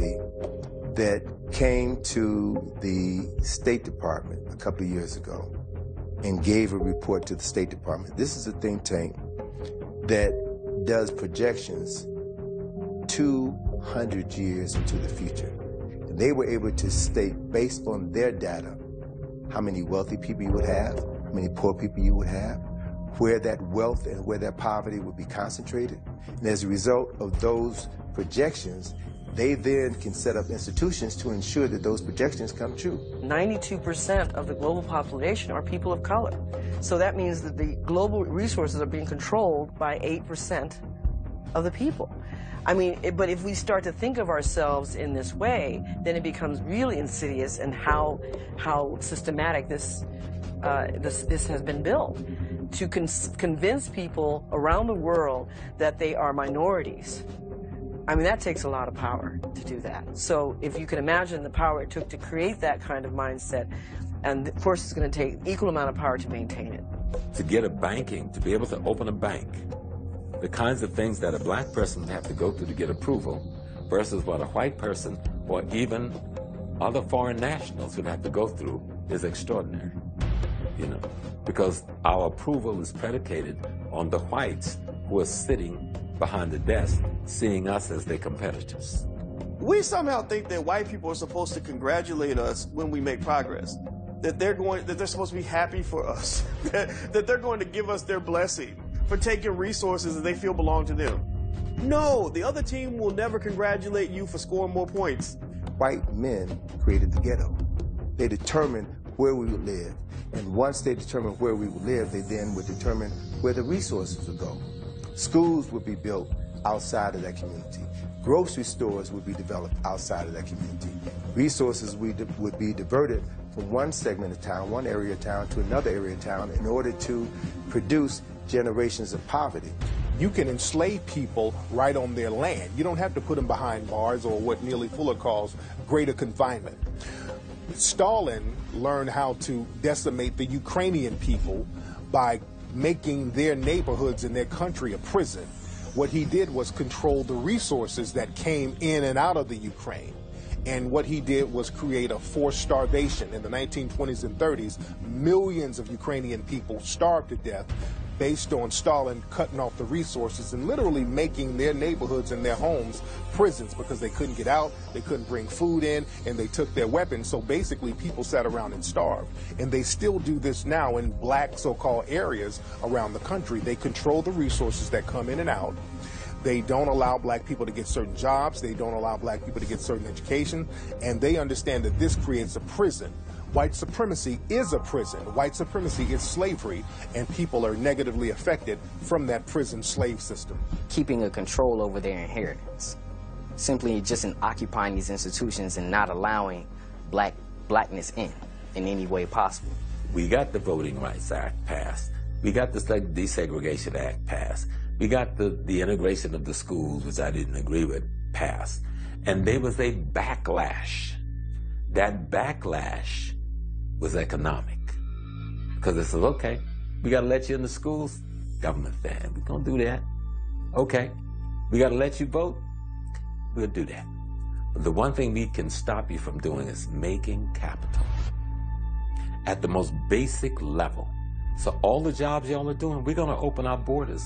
And we're going to bring in 12 million people who we're going to call illegal immigrants. No nation in the world allows that to occur. 2 Americans go to Mexico today, like the young white man, the Marine. He stumbled across the border and they threw him in jail.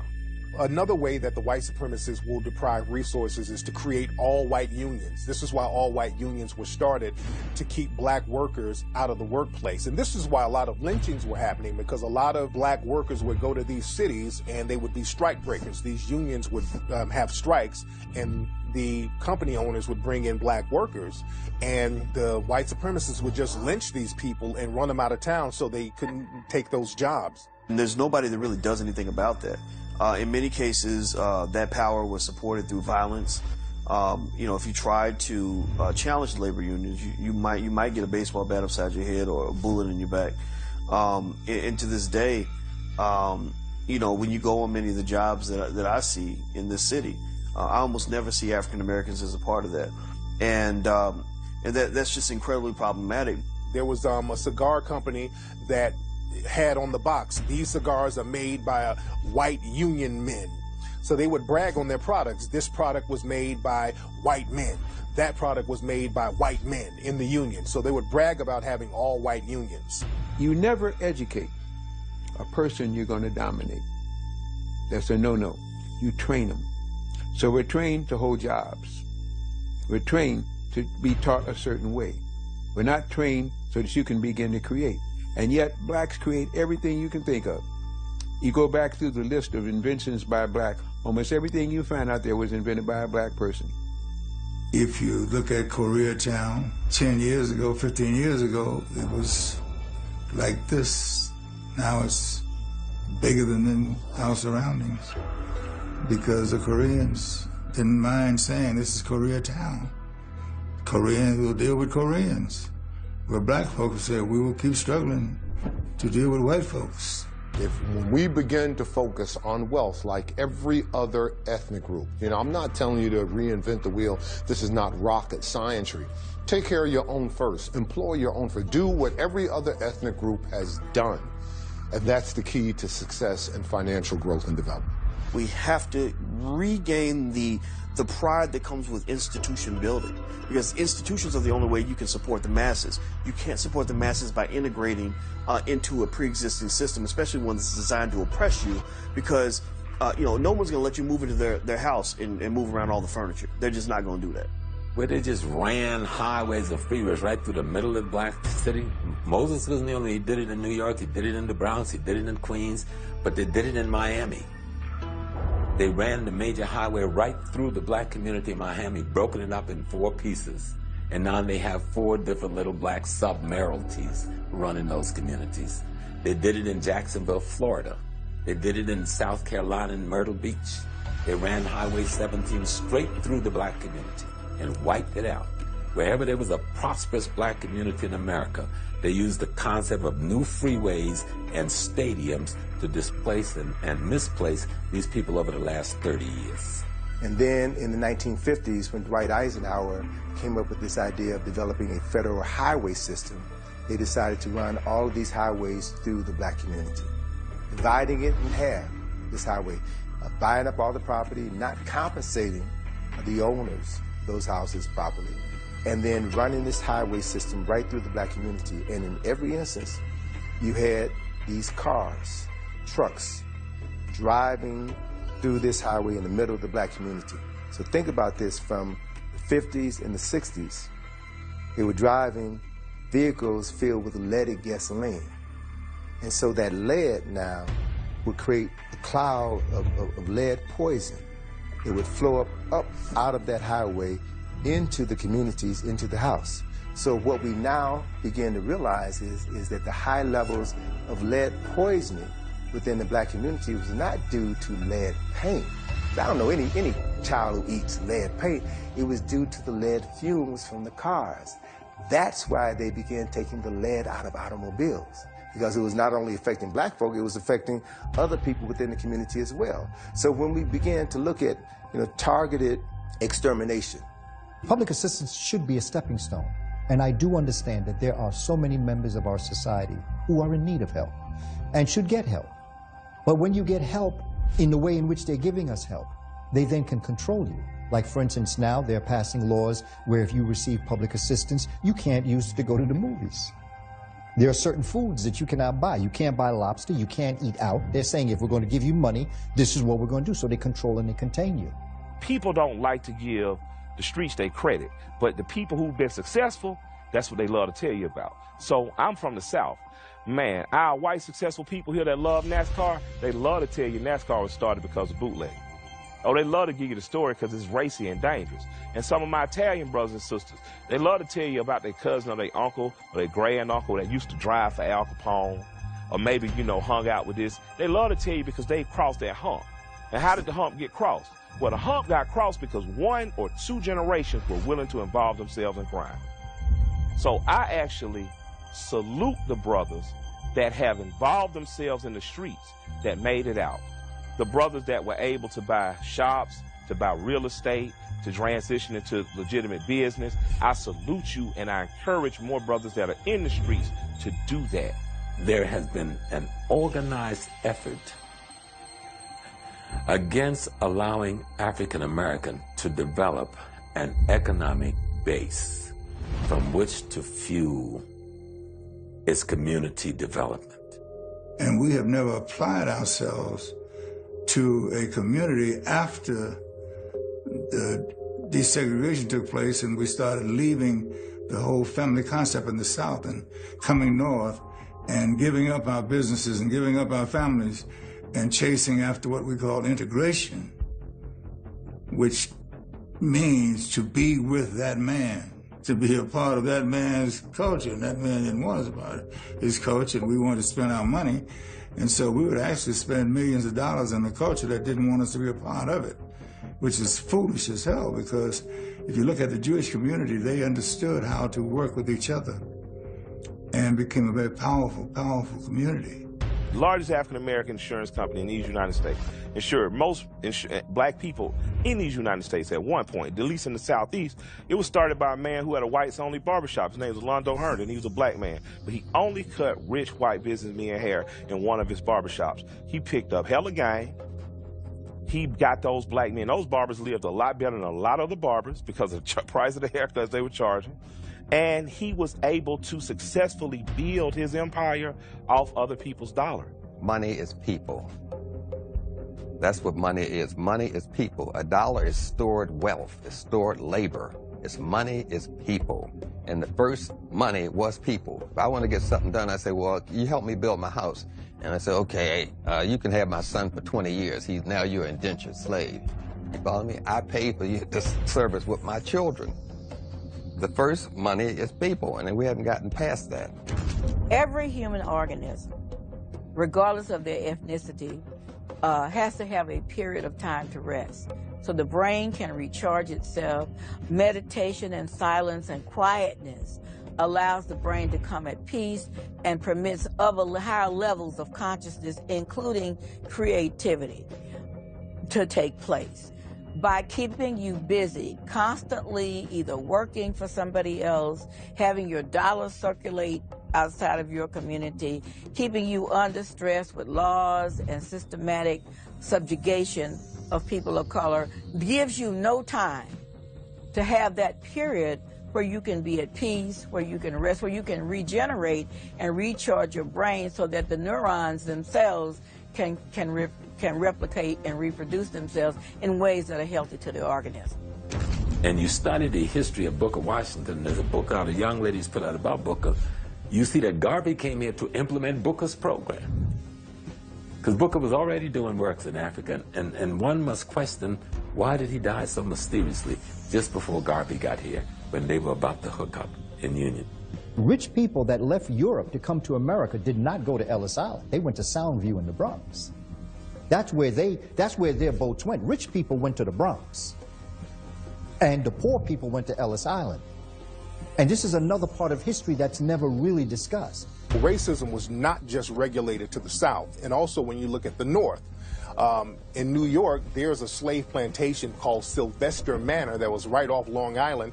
It's still in existence right now. It's a tourist attraction right now in New York that a lot of people go to. Down in Birmingham, Alabama, they have a slave plantation that's still in existence called the Arlington Plantation, and is right in the middle of the what's called West End area, which is a black area. And West End has gone through so much gentrification that the place now is just decimated. There's dilapidated houses, and around all this degradation, there's this sprawling, bright plantation. And when I went there to the Arlington Plantation, which is on Cotton Avenue, by the way, the name of the street is Cotton Avenue, and I'm there, and across the street from it is a housing project. And outside the housing project, there's a lot of black people, poor, begging. And I'm looking at the plantation, and I'm trying to find out where the slave quarters were. And then I realized, because I couldn't see the slave quarters around the back of the building, but I realized standing across the street inside of the housing project, or in front of the housing project, this is the slave quarters. This must have been where the slave quarter was. So when you look at history, nothing has changed. Nothing has changed as far as racial history. Let every black person who works hard get everything they deserve, because then that would take something away from white people. So the way it ends up becoming a little bit like that movie, The Hunger Games, where you have masses of the oppressed and you take a couple of people out of the oppressed group and you let them be successful. You treat them even better than you treat yourself, and you hold these people up as beacons of hope, so that you can maintain them. And you're telling these people, look, if you behave, if you endure your oppression, if you allow us to treat you a certain way and don't complain about it, you might have the opportunity to win the Negro lottery and become one of these esteemed elite black people who are successful. And that just does not work. What happened here was an alternative labor force was allowed in this country to do the work that the African American population was doing as a punishment to the African American population. And to handle the residuals, they escalated the prison industrial complex. We understood economic development, the value of it. We understood banking and how to use our investment dollars and how to use the power of the influence athletes had. And the athletes and entertainers and MBAs came together in the Black Economic Union to create business opportunities for young, Black entrepreneurs. When the Russian billionaire used Jay-Z to convince the city of Brooklyn to dumb down the negotiating strategy for jobs in the community. You had Cornel West, who was out there with a lot of people picketing and saying, you won't build an arena in this area unless you give jobs to people in this community. And so what they did was they went and they hired Jay-Z, put him on a billboard, made it, and people believed he was a team owner when really he only owned one 1/1500th of the team. And that caused a lot of people to back away from supporting Cornel West because they felt that they were helping their community by helping this symbolic token Black person to achieve his dream of team ownership, which really wasn't even true ownership to begin with. We're the only group on the planet that allows, some other group, culture, whatever, to come in and take our dollars. And I'm not blaming them. That's common sense. They're serving our community.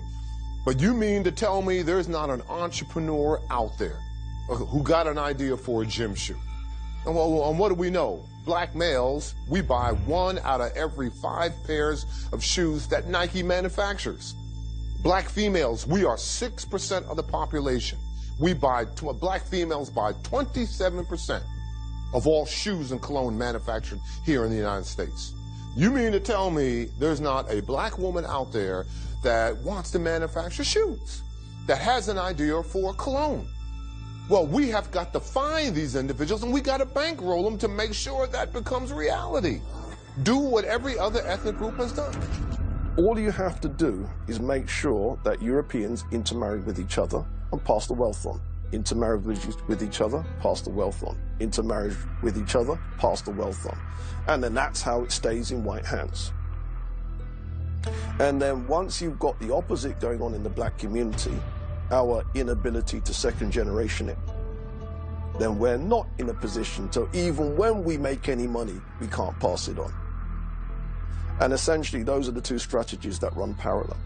Wealth and wealth being passed down. The white supremacists, they make sure that wealth is not passed down within Black society because they want to have Black children start off with nothing. When you start off with nothing, you start off struggling. They understand that your life is going to be difficult from that point on. And this is why they didn't allow Black people to even have life insurance, because Black people dying, their children could get money to start off with, like a little nest egg, and they could possibly prosper. But what the white supremacists would do, they would let Black people get burial insurance. So if a Black person died up until the 1960s, you would just get enough money to bury your loved ones. But they wouldn't allow Black people, for the most part, to get life insurance. How do you control the Black community? Take one from the record industry, the music industry, which is called the Columbia Study. Now, it wasn't Columbia University that did the study. It was Harvard University that did the study for Columbia Records. And Columbia Records wanted to know in the 60s, how do we control this music with all these Black people? The music is making billions of dollars potentially, but how do we get control of it? Because Black folks are demanding more and more.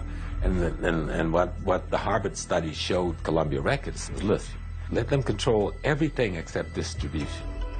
You can give them the labels, they can control the catalog, but you stay in control of distribution, and thus you control the economics of the record industry.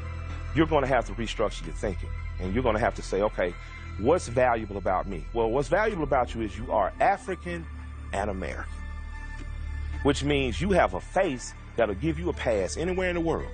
Man, you don't know the feeling as a Black man until you get off a plane in Europe and people look at you like you God, for real. Like, I'm not playing. They look at you like, what you do? You're special, you're Nigerian, you're a doctor, you're an athlete, what do you do? But you walk with a different step, a different pride. So my thing is, you have that. Once you get outside of this, you see how glorious you are. And you have an access to money. And your dollar means a lot more across seas. And you can take that money and you can start doing something else besides whatever we're doing here now that's not working for us here. And that's just the truth. You know, you look at Steve Jobs, you look at Bill Gates, you look at the 6 black billionaires, you look at Kathy Hughes, you look at Bob Johnson and BET, you look at Dave Stewart, Worldwide Telecom. They all use the same pattern. Number one, what is it that you love to do? What do you have a passion for? What can you throw your whole heart and soul into? Question number two, you know, what would you do for free?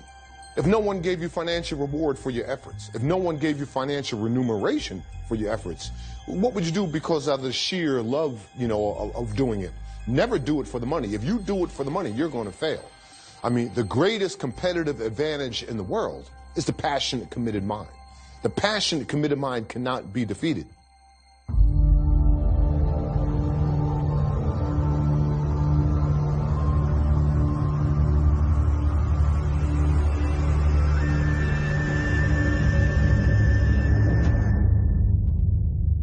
The white supremacists like to show dominance is by using sexual exploitation. People who are dominated socially can be dominated sexually. Sex is a way in which you show your domination. It's like a male dog gets on another male dog and humps on him. He's not after the sex, he's showing he dominates. I'm in control.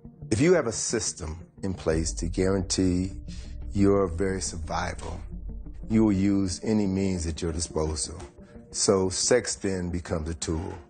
This whole idea of creating a mulatto caste is designed to create a buffer between the whites and the blacks. You give more privileges to this mulatto caste. Even Chancellor Williams, in his book, he was claiming that due to a biracial population which came about from Greek mixing with the indigenous African population there, it rose up another army which fought against their African mothers and fathers. In Africa, when the Europeans came in, the Portuguese would mate with the Africans, and their offspring would be called Lancados.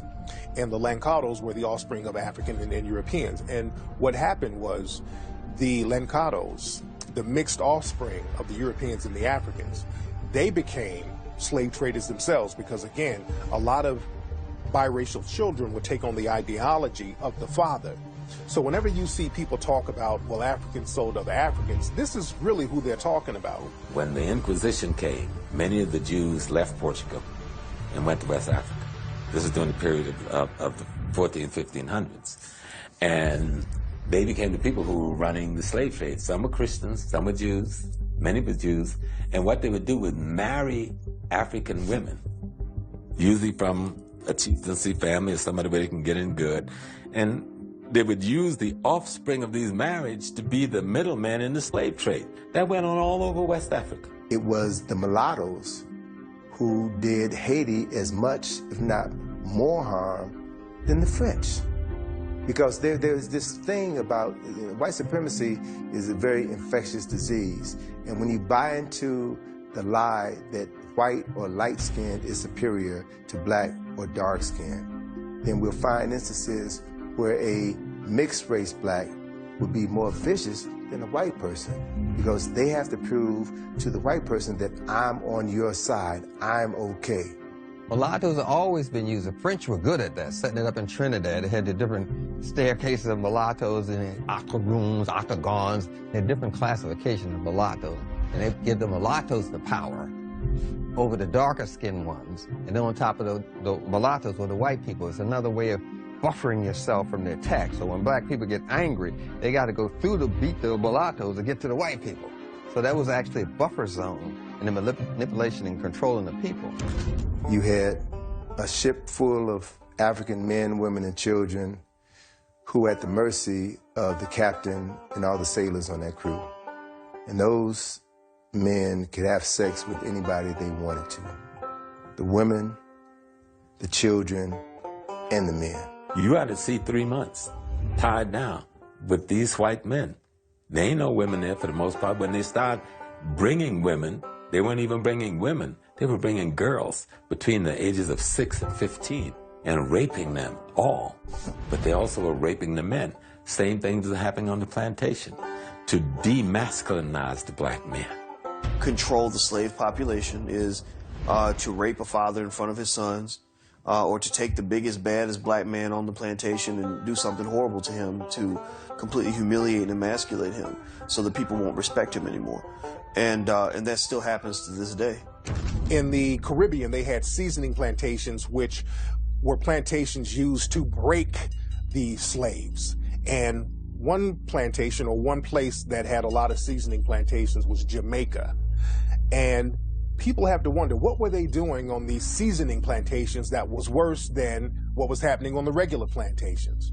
Well, one thing that they were doing on these plantations, especially in Jamaica, they were doing a process called buck breaking, where the white supremacist slave owner or the white supremacist overseer would literally rape black men in front of the whole black population in order to break his spirit, in order to break him down as a man, in order to show dominance against him, in order to show the rest of the black population that this is not your leader. I just made your leader submit to me sexually. And this happened a lot in Jamaica. This is why homosexuality is so looked down upon in Jamaican culture today. And it was a way primarily of cutting down those who would rebel. In other words, it was a matter of power and control and domination. And they would call it buck busting, but it was really butt busting. Slavery continued until 1865 for about 2 generations, right? So how do you reconcile that? You can no longer bring in Africans, but you still have the business of slavery, so they still needed Africans to do the work down south, especially after the cotton gin was invented. So you had the creation of breeding farms. 2 of the largest slave breeding farms in the United States were on the eastern shore of Maryland and right outside of Richmond, Virginia. They literally bred black people like cattle. They would have a strong black man have sex with a healthy black woman. That woman could be his mother, his sister, his aunt, his cousin. It didn't matter, because the end product was produce a child that I can sell, bodies that I can sell and ship down to Mississippi, Alabama, Georgia, South Carolina, North Carolina. It was a business. We had breeding farms in the United States that would put one person from one plantation against another. We even had a system where if you were a breeder, male on one plantation, and a female on another plantation, or even on the same plantation, even if you were mother and son, they would mate you. And so I tell a lot of my patients and a lot of my friends, you got to stop using the MF word, because that was a description of what actually happened when the paper bag would go over the head to put one breeder against another when they were related. Incest. Take the eastern shore of Maryland, for example, right? Most people live within a 50-mile radius of where they were born. A large percentage of the people who lived on the eastern shore of Maryland during this time of these breeding farms migrated to Baltimore. Baltimore, Maryland is the incest capital of the United States of America. And according to statistics by my colleague, Dr. Patricia Newton, who's a psychiatrist in Baltimore, in that area in Baltimore, Sandtown, where you had these recent rebellions, 9 out of 10 black women in the depressed parts of Baltimore, 9 out of 10 black women have been victims of incest. In the same area, 7 out of 10 black men have been victims of incest. Watch the news channels here in America and see how many mixed-race black men and women are forecasting the news in America today. Don't miss it. Don't miss who's on the television screen talking to us. That black-skinned woman or man is peripherally there. This mulatto, who I don't blame for their condition, but if you accept that role in society, then you got to take responsibility for what comes from it.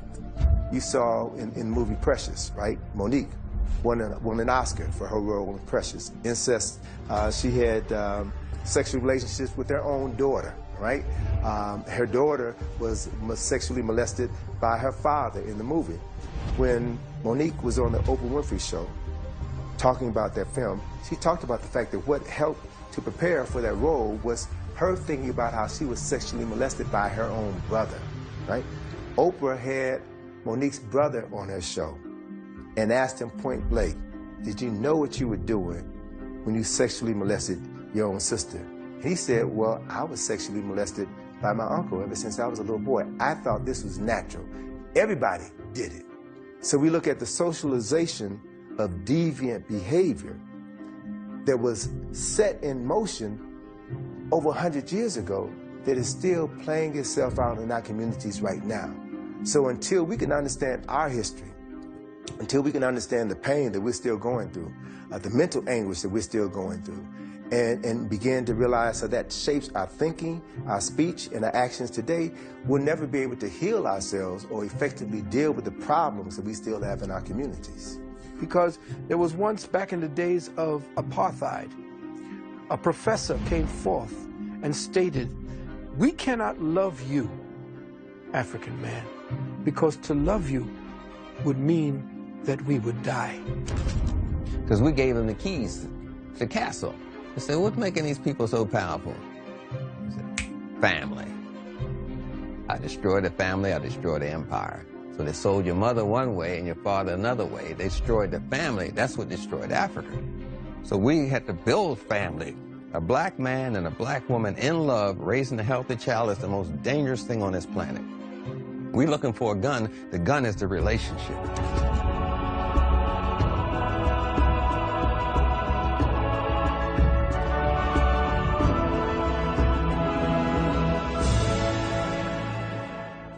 Some of the ways that black people can empower themselves, some of the solutions. One solution is what I call the CMB mentality. The C is basically you got to get a code of conduct, a way you think, a way you do business, a way you interact with other melanoid people. So we have to, first of all, condition our youth and insulate them with knowing who they are, not what someone else has described them to be. We have to not permit everything and everybody to come in and define us. You know, we take on the definitions of others. And unfortunately, those definitions were never designed to make us be empowered. Dr. John Henry Clark used to say, you never expect powerful people to teach powerless people how to gain power. Oh, yes, you do need to vote locally because you need the type of characters that you know in office. You need to have somebody on the city council you can yell at when you go to church with their mama. And the only way that's going to happen on the zoning board. Okay, you got a business you want to open. Man, you can have your homeboy run for office, get on the zoning board. You can do that. But you got to understand politics locally. You got to go to your PTA meetings. You got to go to your neighborhood association meetings. You got to go to the city council meetings. You got to get out in your community again. Estrange yourself from the Republican and the Democratic parties. Create your own. The Democrats and the Republicans are two fangs on the same snake. First, you can't learn all these things in the public school system, and that includes college. You have to learn on your own outside of the system. You have to do your self-education, your self-evaluation, which means you're going to be lonely because nobody likes a smart Negro. I mean, if you're trying to be intelligent, talk about your history and be more aware, you're going to turn a lot of black people off. The loneliness will drive you back into just getting a hair relaxer, you know? The loneliness of being intelligent. One of the challenges that black people have had is that our very psyche has been fractured through slavery, colonization, segregation, discrimination, Jim Crow. No people on the planet have gone through what we have gone through. So we've got to recognize that as a fundamental reality. That still shapes and drives our consciousness. So we are dysfunctional people. You know, we've been programmed to be dysfunctional. So it's going to take a special type of concentration of thought and energy in order to prepare our psyches. So in that context, we also can see very clearly that no people on this planet have gone through what we've gone through and progressed to the extent that we progress. So that to me is an indicator that there's something in us. There's a presence, there's a power, there's a spirit, there's a force, whatever you want to call it, that's in us that has protected us to some extent. Despite all the negativity that we've gone through, something has protected us and allowed us to make something out of nothing and rise to the top despite all the opposition in our way. Know who you are, know the people you come from, and be clear about where you're going, and make sure that you leave something behind that's worth remembering. We have to start to look at education. We have to begin to educate our own children. You know, people say, can white people teach black children? Yes, they can. I've known many good European math teachers, good science teachers. My problem is that they should not teach children. My challenge is we should be teaching them. That's my situation. And that's why I've taken full responsibility as it relates to the work that I do, to educate our community and to educate our people, and specifically our children. If we don't do it, if we don't love and support and empower ourselves, then nobody will. Stop waiting for white people to give you permission to love yourself. There's nothing wrong with black love, even though they somehow flip that into white hatred, which we know that it's not. So, you know, I think that establishing that awareness, putting it into action, liberating yourself economically and educationally, and then liberating others. Those are the steps we need to take, but we have to realize it's going to be a long-term process. Examine yourself and apply yourself. Whatever the available tools, use them and maximize them. And set a plan of success based upon the fact that you will never give up or give in. And then look for others like yourself to share that particular dream, that particular attitude. To gain control of the education of our children. By telling those people who are in our community, if you're going to come with your racist attitude, you come with your racist books, you come with your anti-black that said you're not going to teach my children their history, then I want you out of my community tomorrow. Or I'm going to close the schools down. It's better that the schools are closed down than to create more cripples for the prison industrial complex. But at the end of the day, you have to be responsible for your own education. Find out who you are. Find out what you were put here for. See the world. Mentor a child. Engage in the type of connections with people that give you aha moments so that you know what you've been put here to do. And then go and develop that skill. Buy whatever cheap houses or land you can. Refurbish those, rent them out, live there if you can. Start directing African-American children to trade schools and computer trades in particular. But trade. Steer our children away from college into the trades. The M means that we have to militarize our mindset. The white supremacists are taught this mindset or this mentality through the Rambo movies. When you look at the Rambo movies, it's about the Sylvester Stallone character being dropped off with limited weaponry. And he has to fight against advanced weapons from these advanced armies. And he learns how to use his mind and his military training in order to survive. So he weaponizes everything. So this is something that's taught to the white supremacists, but we think that we got to have tanks and rocket launchers and all that stuff. And you don't need all that. Your mind is the military. Your mind is the weapon. And you need to use your mind to protect yourself. Right after slavery, of course, we had, you know, the jump start to Black Wall Street. Now, we were fresh out of slavery. We still had the skills to toil the ground and to grow what we need, and that very well helped. That was a basic skill towards nation building. However, I'll say one grave mistake that we made was that we did not erect a military structure alongside that civilization. Security, to defend ourselves. Remember I talked about the economy? Well, we had economy in Tulsa, but what happened to that? We need to be able to defend that. We need to have our young generations of young African-American men and women be able to defend the nation that they live in. And we need to have that strong concept, whether it is the Fruit of Islam's concept, whether it is the Moorish Science Temple concept, whether it is the Black Panther concept, whatever it is, we have to defend by any means necessary our people, our children, our nation. Study your history. Act like any other thing in nature acts. Something tries to kill you, kill it first. That's the law of nature. To sit down and be killed and be abused and mutilized, than to have the killer giving you a religion to rationalize this as normal, is total insanity. The military is a way of thinking. That's why I mentioned misdirection and deception. You have to think military to be military. You have to be in that spirit. Don't look for anything. The computer is a weapon.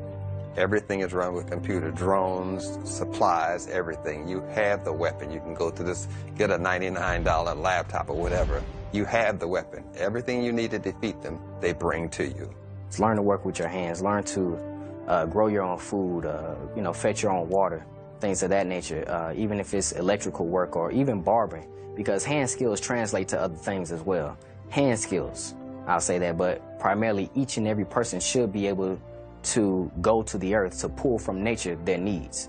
What you can do right now is to realize who you are, to know that you are descendants of geniuses, not just kings and queens. Yeah, less than 1/10 of 1% of our population was kings and queens. The mass majority of Africans were scientists, were doctors, were engineers, were architects, were laborers, were teachers, were engineers, were thinkers. That's the vast majority of our population. And that is in your DNA. That's in your DNA. We carry that with us. So this system, in order to maintain itself, has to suppress that innate genius that's inside of you. As surface football was, as segregated as it was, in my final year, I was the most valuable player of the league. I wasn't sitting down complaining about not having an opportunity. I applied myself till I was desired to on a level that they didn't mind giving me the MVP award. I told my students in my class last spring, I said, I'm gonna give you $20, and I want you to go to the store, and I want you to get me $5 worth of lack. I want you to get me $10 worth of scarcity. I want you to go ahead and get me £1.5 pounds worth of poverty. And my students say, well, Dr. Kimbrough, that doesn't exist. You can't buy that. And I said, it does exist. Well, where does it exist? It exists in your mind. The greatest gift your Creator has ever given you is the ability to change your mind. And nothing's going to change until you change your mind. And most people that think they're conscious and aware won't talk to the Negroes who's into pig feed and ham hocks and praise the Lord. But those are the people you need. Everyone has a value when you're trying to change your system. The alcoholic can be used. They can make a Molotov cocktail out of an empty wine bottle. You have to know how to use all of them. The crackheads, you can't trash anyone. Everyone is needed in this struggle, and that's what an organizer does. They don't do that sort of thing. But we're looking for conscious people, and no. All I need is a few good men. That's what the Marines say. You don't need all those people. You just need a few good men. Black women are in the forefront of this movement again, and it's a return of what's called the Black Goddess force, the Black Goddess concept, and that is in direct opposition to the male God concept. Now, the only way this dominant energy that's hell-bent on destroying everything and everybody could be neutralized is an equally powerful and opposing force, which is now coming in the form of the black woman. So that's the era that we're moving into, and nothing that these white supremacists do can stop that. We have a lot of young people who are victims of sexual abuse, who are victims of physical abuse. That has to stop. And granted, it's a replication of what has happened to them, but we have to stop turning our heads. When we know that something is going on wrong, we have to step in. Remember back in the day, I said, next door neighbor took care of you and made sure that mama knew you screwed up. We need to be able to develop that love relationship again with each other. And the third thing is B. That means build. And you build your economy. And you build by having an empowerment mindset. It's not about hitting the lottery. It's not about getting a record contract. It's not about getting a football contract. It's all about everything you do, your actions, everything you think should be about building and empowering yourself as a melanoid person. Now what we need to do is convince 1 million black people to find 1 to 3 banks that they support and take $100. I would love to do it just with one bank. Will you take 1 million black people to take $100 and on one day deposit it into that one black bank? That one black bank gains $100 million in acquisition in one day. And they can start making loans out against that money for homes the next day.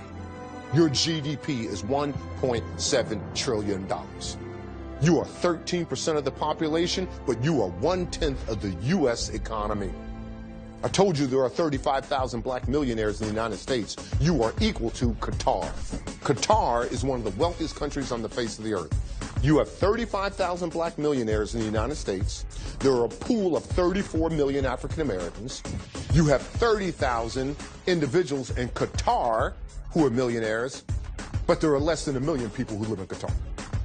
Why? Because they talk economic development, because they talk entrepreneurship. They're all over the world building businesses. Get over this victim mentality, black America. Get over this damn it, oh, woe is me. Your creator doesn't know anything about that. Quit trying to limit the unlimited and see how far you can go. Their God is money. They speak of God more on their currency than in the Bible, because every bill, every coin says, in God we trust. It don't say in the word of God we trust. It says in God we trust, and in God is their money. Take their money. I think getting back to cooperative farming, and in the instances in the inner cities where you cannot do that, you forming food co-ops among African groups, African people in America, and buying your foods from people who grow organic foods is critical. Because people say, oh, it's expensive. Not if you have a co-op. It's not expensive. So we have to look at that as a factor. We need to look at economics. Need to look at that. Need to understand what economics is. And although I realize that money could be the root of all evil, it's also the root of success if you use it properly. We have to be real clear. We've got to spend our money in order that our nation is able to rise up out of this. I'm not into nation building. I'm into empire building. And to do that, you have to have a strong economic base. The first thing we need to do is study our history. The second thing we need to do is any businesses that do not serve our community, that treat us like they are parasites and we sacrifice, let's stop being their sacrifice by putting our money in our pocket and finding someplace else to spend it. We made $1 trillion last year and we gave it to the people who hate our guts. Let's take that $1 trillion and open businesses for ourselves. We need to get serious about business. We need to get serious about entrepreneurship. We need to get serious about building residual income streams. And we need to find ways of being able to second generation it and pass it on to the next generation. And they have to be instructed, the second generation have to be instructed. This is what I've passed down to you, multiply it by 10 and pass that down to your children. And then essentially we then keep that program rolling. We need to go into our bookstores, go online to all of the black businesses, and we have to start to subscribe to them, and we start purchasing things. I do realize there are some things that our people do not manufacture that we need. I understand that. And under those circumstances, of course, you need to get your product. I am saying let's do a concerted effort looking for businesses that reflect us and do for us, and keep that dollar circulating in the community as many times as we possibly can before it leaves. And that's why people who say our history ain't nothing work so hard to keep it away from us. When you know who you are, you know what to do next about your well-being.